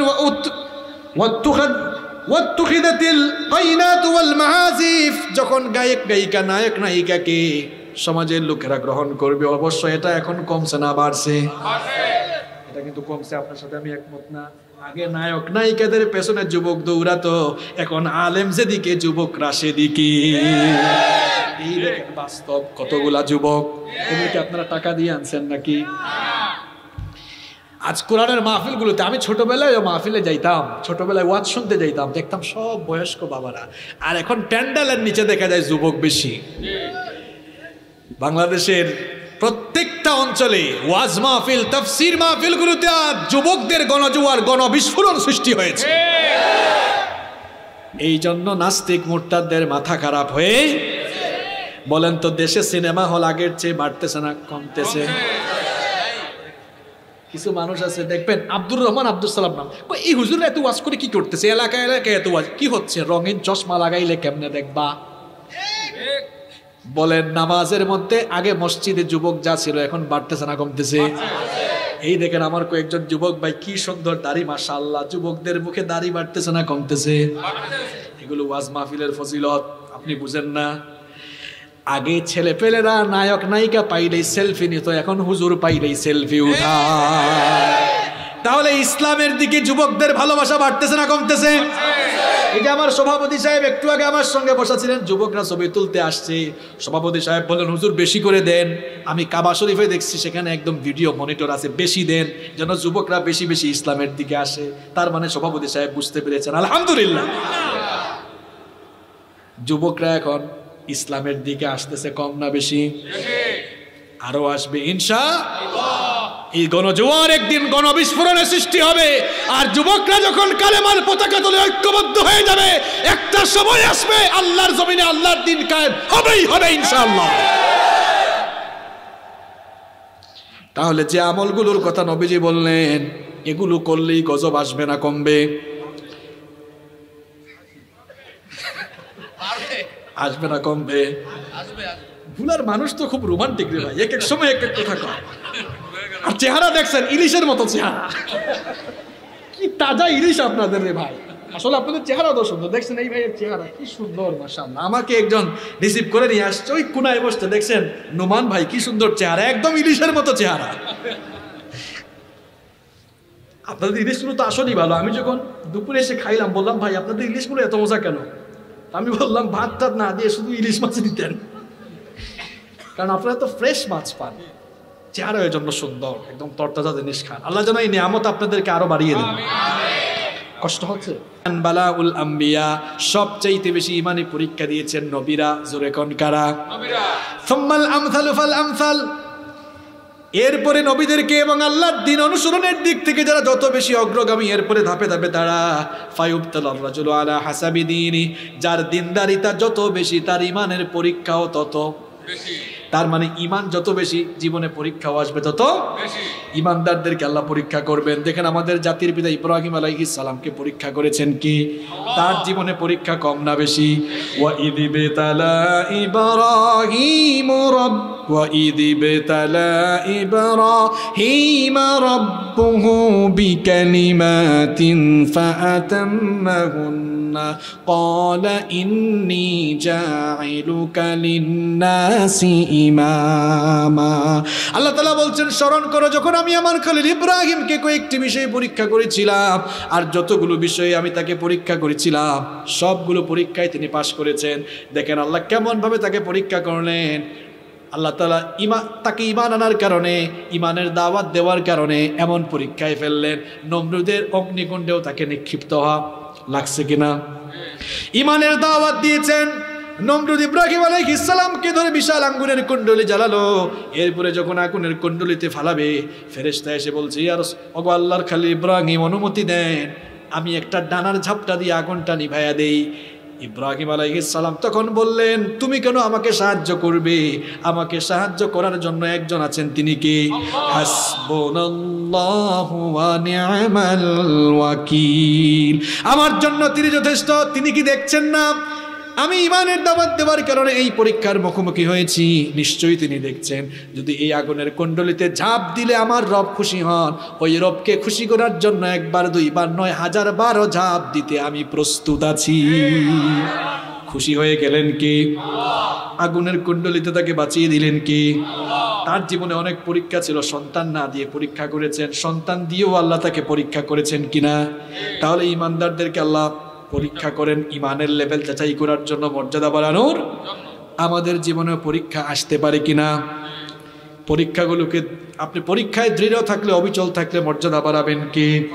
এরপরে 5 নাম্বার, মানুষ যখন জিহাদ থেকে দূরে সরে পড়ে মানুষের উপর গজব নাজিল করেন কে? ফেরাউনের হাত থেকে ফেরাউনকে লোহিত সাগরে ডুবিয়ে মারার পরে, ফেরাউনকে লোহিত সাগরে ডুবিয়ে মারার পরে মুসা আলাইহিস সালাম এবং তার কওমকে বাঁচিয়েছেন কে? শুনেন, খুব সুন্দর একটা ঘটনা। খারাপ লাগতেছে? এই ঘটনাগুলো শিক্ষণীয়, কোরআন থেকে বলছে। আল্লাহ এবার মুসা আলাইহিস সালামকে বললেন, তোমার উম্মতকে নিয়ে শাম, সিরিয়া, বাইতুল মুকাদ্দাস, কোরআনে বলা হয়েছে আল আরদুল মুকাদ্দাসা, পবিত্র ভূমিতে চলে যাও। সেখানে গিয়ে অভিযান চালিয়ে সেই আরদুল মুকাদ্দাসা তোমরা দখল করে নাও। তবে আমি অঙ্গীকার দিচ্ছি, আমি তোমাদেরকে মদদ দান করবো। সুবহানাল্লাহ। দেখেন বিজয়ের অঙ্গীকার আল্লাহ দিয়েছেন না? একটু আগেই তো আল্লাহর কুদরত তারা দেখেছে, তাদেরকে বাঁচালেন, আর ফেরাউনকে ধ্বংস করলেন কে? এবার আল্লাহ ওয়াদা করলেন, যাও এই আল আরদুল মুকাদ্দাসাতে যাও, এটা গিয়ে জয় করে এদের বিরুদ্ধে জিহাদ করে, যুদ্ধ করে, ভয় পেও না, এরা অনেক শক্তিশালী। কিন্তু বলেন আল্লাহর শক্তিকে মোকাবেলা সাধ্য কারো আছে? আল্লাহ বললেন তোমাদেরকে সহযোগিতা করব। এরা গেল। তখন এই পবিত্র ভূমি দখল করে রেখেছিল আমালেকা সম্প্রদায়। কোন সম্প্রদায়?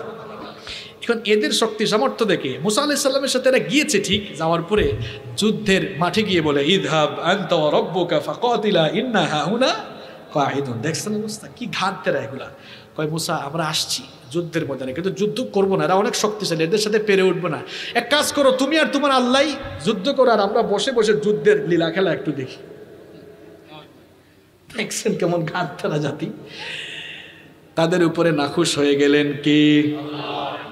এরপরে আল্লাহ তাআলা উন্মুক্ত কারাগারে তাদেরকে 40 বছর বন্দী করে দিলেন। তীর প্রান্তরে। কোন প্রান্তরে? এমন কারাগার, কোনো দেওয়াল নাই, উন্মুক্ত প্রান্তর। প্রত্যেকদিন সকালবেলা তারা মিশরের দিকে হাঁটা শুরু করত, সন্ধ্যায় এসে দেখতো সকালে যেখান থেকে হাঁটা শুরু করছে ওইখানেই গজব টাকার পক্ষ থেকে। বলছিলাম 5 নাম্বার মুসিবত আছে মানুষ জিহাদ ফি সাবিলিল্লাহ থেকে হাত পা গুটিয়ে নিলে। এই যে দেখেন আল্লাহ বলছেন জিহাদ করো, আবার অঙ্গীকারও দিয়েছেন বিজয়ও দিব। আমি এই আয়াতগুলো যখন পুরো অবাক হয়ে যাই, কেমন জাতি রে বাবা। আল্লাহ বললেন বিজয় আমি দিবই দিব, কোনো সন্দেহ। এরপরেও যায় নাই, ভয় পেয়ে গেছে। 40 বছর বন্দী থাকলো। কয় বছর? আল্লাহ শাস্তি দিলেন, আবার মায়াও করলেন, দয়াও করলেন। মরুভূমি তো, কোনো ছায়া টায়া নাই। আল্লাহ তাআলা মেঘমালা দিয়ে তাদেরকে ছায়া দিলেন। সুবহানাল্লাহ। তাদের কাছে অল্প খাবার ছিল, খাবার ফুরিয়ে গেল, পানি নাই। এবার মুসা আলাইহিস সালামকে আল্লাহ বললেন, মুসা লাঠি দিয়ে পাথরে আঘাত করো। আঘাত করলেন, পাথর থেকে 12টি ঝর্ণা আল্লাহ উদ্গত করে দিলেন। এরপরে এরা খাবার খাবে কি? মরুভূমিতে ফসল হয়, আল্লাহ মান্না সালওয়া আসমানি খাবার পাঠালেন। সুবহানাল্লাহ। এরা করলো কি দেখেন, এক জায়গায় বন্দী হয়ে আসমানি খাবার খাচ্ছে। খাবারের টাইমে কোনো কষ্ট নাই, খাবারের টাইম হয়, খাবার দিয়ে দেন কে? আল্লাহ। আসমানি খাবার খাইয়া কয় মুসা এক খাবার কয়দিন খেবো, ভাল লাগে না, এবার একটু মাটি থেকে হয় চাল, গম, তরি তরকারি, রসুন, আদা, পেঁয়াজ, এগুলো খাবো। সুখে থাকতে ভূতে। এবার আল্লাহ তাআলা তাদেরকে জানালেন, যদি তোমাদের ইচ্ছা মতো খাবার খেতে চাও আরদুল মুকাদ্দাসাতে প্রবেশ করো। ওয়া ইয কুলনা দখুলু হাযিহিল ক্বরয়াতা ফাকুনু মিনহা হাইসু শি'তুম রাগাদান ওয়াদখুলুল বাবা সুজ্জাদান ওয়া কুনু হিত। আল্লাহ বলবেন যখন ঢুকবা, ওয়াদখুলুল বাবা সুজ্জাদা, গেট দিয়ে ঢুকার সময়, এই নগরীর গেট দিয়ে ঢুকার সময় আল্লাহকে সাজদা দিবা, কারণ তোমাদেরকে বিজয় দিয়েছেন কে? সাজদা দিবা। 2 নম্বর ওয়াকুলু হিত্তা, এবং বলবা হিত্তা, আল্লাহ আমাদেরকে ক্ষমা করে দাও। তাহলে ক্ষমা করে দিবেন কে? কয়টা জিনিসের জন্য আল্লাহ বললেন? ঘাড় তেরা জাতি 2টা কামকে উল্টাই ফেললো। আল্লাহ বললেন সাজদা দিয়ে ঢুক, ঢোকার সময় কেমনে ঢুকছে জানেন? পিঠ পেছন দিকে দিয়া এমনে সোজা হয়ে ঢুকছে। আল্লাহর আদেশ মানলো না অমান্য করলো? আল্লাহ বললেন সাজদা দিস, আর ঢোকার সময় হাতে কি করলো? এমনে সাজদা হইল। এরপর আল্লাহ বললেন বলবা হিত্তা, তারা কয় হিন্তা। হিন্তা মানে কি হুজুর? আল্লাহ বলেন মাফ চা, এরা কয় হিন্তা হিন্তা, গম গম। কি বানায় বলতেছি? আল্লাহ বললেন ফাবাদদালাল্লাযীনা যালামু কাওলান গায়রাল্লাযী ক্বিলা লাহুম, যা বলা হলো উল্টাই ফেললো। এরপরে আল্লাহ গজব দিলেন, এক গজবেই সবগুলারে ধ্বংস করে দিলেন। কে? তাহলে গজব আসার আরেকটি কারণ, আল্লাহ জিহাদের আদেশ দিয়েছেন। জিহাদ করা সবার জন্য, নামাজ পড়া যেমন ফরজ, জিহাদ করাও। জিহাদ থেকে হাত পা যখন মুসলমান গুটিয়ে ফেলে, তখন আল্লাহর তরফ থেকে গজব নেমে আসে। এজন্য আল্লাহর রাস্তায় জিহাদ করার দরকার আছে না নাই? অনেকে আবার জিহাদ শুনলে ভয় পায়, কয় জিহাদ মানে মারামারি কাটাকাটি না। এই যে আমি ওয়াজ করতেছি এটাও জিহাদ, নামাজে যাওয়া এটাও জিহাদ, হকের উপরে চলা এটাও জিহাদ। শুধু মারামারি কাটাকাটি জিহাদ নয়। জিহাদ আর সন্ত্রাস এক জিনিস নয়, বরং জিহাদ এসেছে সন্ত্রাসকে নির্মূল করার জন্য। ভুল বুঝলে চলবে, এটা পবিত্র শব্দ। আমার ভাইদেরকে আর কষ্ট দিব না। 6 নম্বর পয়েন্টে চলে আসছি। গজব আসার 6 নম্বর কারণ হচ্ছে, মানুষ যখন হক কথা বলা বন্ধ করবে, আর যখন অন্যায় দেখেও চুপ করে বসে থাকবে, গজব দিবেন কে? কি আর বলতাম, আমাদের অনেক হুজুররাও আছে অন্যায় দেখে চুপচাপ আছে না নাই? নবীজি বলেছেন আস-সাকিতু আনিল হাক্কি ফাহুয়া শাইতানুল আখরাস, হক থেকে যে চুপ থাকে, হক কথা যে বলে না, এইটা হচ্ছে বুবা শয়তান। কি শয়তান?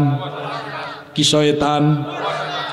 আল্লাহ তাআলা কোরআনে বলেছেন واتقوا فتنة لا تصيبن الذين ظلموا منكم خاصة واعلموا أن الله شديد العقاب কোরআনুল কারীমের 8 নম্বর সূরা আনফালের 25 নম্বর আয়াতে আল্লাহ তাআলা বললেন সাবধান থাকো সতর্ক থাকো সেই সব বিপদ থেকে যেই বিপদ মুসিবত শুধুমাত্র বিপদের কারণ যারা ওই জালেমদের কারণেই আসবে না, জালেমদের জুলুম দেখে যারা চুপ থাকবে তাদের উপরেও বিপদ আসবে। একটা ঘটনা মনে পড়ে গেল, 1 মিনিটে বলে ফেলবো নাকি? আমি কি একটা ঘটনাও রসকস দেওয়ার জন্য বলতেছি নাকি? শিক্ষা দেওয়ার ঘটনাগুলো কি আমার বানানো না কোরআনে আছে? দেখেন দাউদ আলাইহিস সালামের জামানায় শনিবারের দিনে মাছ ধরা নিষিদ্ধ। কোন দিন? কোন দিন? এরা কি করলো? কই আল্লাহ তো শনিবারে নিষেধ করছে, শনিবারে মাছ ধরবো না, আটকায় রাখবো, আইল দিব। আপনারা কি আইল বলেন? বেড়া দিয়ে রাখবো আর কি। আল্লাহ তো বলছে শনিবারে মাছ ধরো না, আমরা ধরবো না, বেড়া দিয়ে আটকায় রাখবো, আর রবিবারে ধরে ধরে মজা করে খাবো। কেমন পাক না। এখন এই কাম এক গ্রুপ করলো, আরেক গ্রুপ দেখলো, দেখে বললো আমরা আল্লাহর আদেশ মানছি, আমরা শনিবারে মাছ আটকাইও নাই। আর এরা করতেছে করুক, আমরা চুপচাপ। এরা কয় নাম্বার দল? আর 3 নাম্বার গ্রুপ, এরা তো মাছ ধরলো না, যখন দেখলো এরা মাছ ধরতেছে গিয়ে বলে এই তোরা কি করতেছো, আল্লাহ তো নিষেধ করেছে। কয়টা গ্রুপ? 1 নাম্বার এক গ্রুপ আল্লাহর আদেশ অমান্য করে কৌশল করে আটকাইলো, আর 2 এরা সরাসরি আল্লাহর আদেশও মান্য করলো। 2 নাম্বার গ্রুপ এরা আটকায় নাই, ওই গ্রুপের সাথে নাই কিন্তু ওদের বাধাও। 3 নাম্বার গ্রুপ এরা ধরেও নাই কিন্তু বাধা। এরপরে আল্লাহ যখন গজব পাঠালেন 3 নাম্বার গ্রুপকে আল্লাহ গজব থেকে আউট করলেন, কারণ এরা দেখেছে বাধাও, আর যারা দেখেও চুপ থেকেছে ওই বুজুর্গদের সুদ্ধা যারা অন্যায় করেছেন। বনি ইসরাইলের 70,000 ইহুদিকে আল্লাহ বানর বানিয়ে দিয়েছেন। আল্লাহু আকবার। নিজে নিজে তসবিহ টিপলে হবে না, জাতিকেও বাঁচানোর কাজ করার দরকার আছে না? নাই। মসজিদে বসে তসবিহ টিপাটিপির নাম ইসলাম নয়, বরং মানুষদেরকে হকের পথে ডাকা, হকের পক্ষে কাজ করার নাম হচ্ছে ইসলাম। নবীজি বলেছেন অন্যায় দেখেও যারা চুপ থাকে, বুখারীর হাদিস, নবীজি বলেছেন এদের উদাহরণ হলো 2 তলা বিশিষ্ট জাহাজের যাত্রীর মতো। কয় তলা বিশিষ্ট? শোনেন, নবীজি খুব সুন্দর উদাহরণ দিলেন। 2 তলা বিশিষ্ট একটা জাহাজে উপরের তলায় যাত্রী, নিচের তলায় যাত্রী। নিচের তলার লোকরা মাঝে মাঝে পানি আনার জন্য উপরে যায়, উপরের তলার লোকরা বলে তোরা এত বেশি আসছ কেন এখানে? নিচের তলার লোকরা বলে ঠিক আছে আর আসবো না, পানির দরকার হইলে একদম জাহাজ ফুটা করে পানি নেওয়া শুরু করবে। সত্যি সত্যি যদি এরা জাহাজ ফুটা করে আর উপরের তারা যদি বাধা না দেয়, তাহলে জাহাজ ডুবলে কি শুধু নিচের তলার তারা মরবে না উপরের তলা সুদ্ধা মরবে? তাহলে আপনার সমাজে না হক চলবে, জুলুম চলবে। আপনি যদি বাধা না দেন, হকের পক্ষে আপনি যদি আওয়াজ না তুলেন, আল্লাহর গজব আসলে আপনার মতো বুজুর্গকেও গজবে পড়া লাগবে। তাহলে হকের পক্ষে থাকার দরকার আছে না নাই? আমার ভাইদের কষ্ট হচ্ছে, আমি আর বাড়াবো? তাহলে গজব আসার কারণ বলছি কয়টা? এই 6টা কারণ থেকে বাঁচতে পারবো তো? এবার শেষ করে দিই। গজব আসলে 4টা কাজ করবো। কয়টা কাজ? 1 নাম্বার সবর করতে হবে। কি করতে হবে? আল্লাহ বলছেন পরীক্ষা নিবই। ওয়ালা নাবলুওয়ান্নাকুম বিশাইইম মিনাল খাউফি ওয়াল জু'i ওয়া নাকসিম মিনাল আমওয়ালি ওয়াল আনফুসি ওয়াস সামারাত ওয়া বাশশিরিস সাবিরিন। আল্লাহ তাআলা বলছেন অবশ্যই আমি তোমাদেরকে ভয় ভীতি দ্বারা, ক্ষুধা দ্বারা, ধন সম্পদের ক্ষয়ক্ষতি এবং ফসলের ক্ষতি দ্বারা পরীক্ষা করব। আমার তরফ থেকে পরীক্ষা আসলে, বালা মুসিবত আসলে যারা সবর করবে তাদেরকে সুসংবাদ দিয়েছেন কি?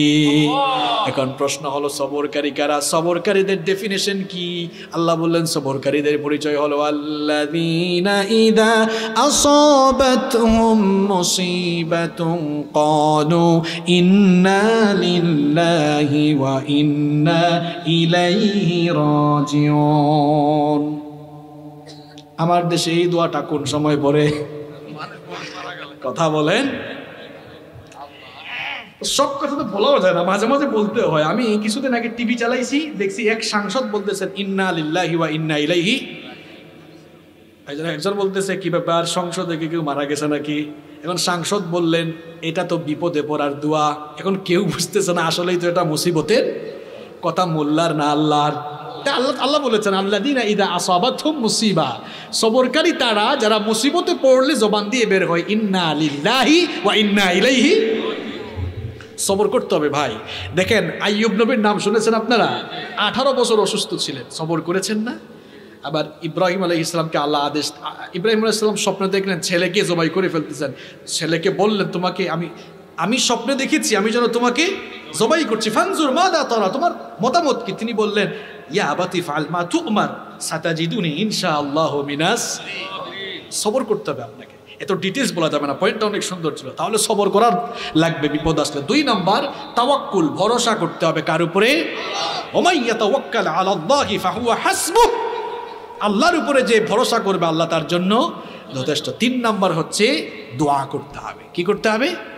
ইউনুস আলাইহিস সালাম তো মুসিবতে পড়েছিলেন, মাছের পেটের ভেতরে গিয়ে তিনিও দোয়া করেছিলেন লা ইলাহা ইল্লা আনতা সুবহানাকা ইন্নী কুনতু মিনাজ জালিমিন।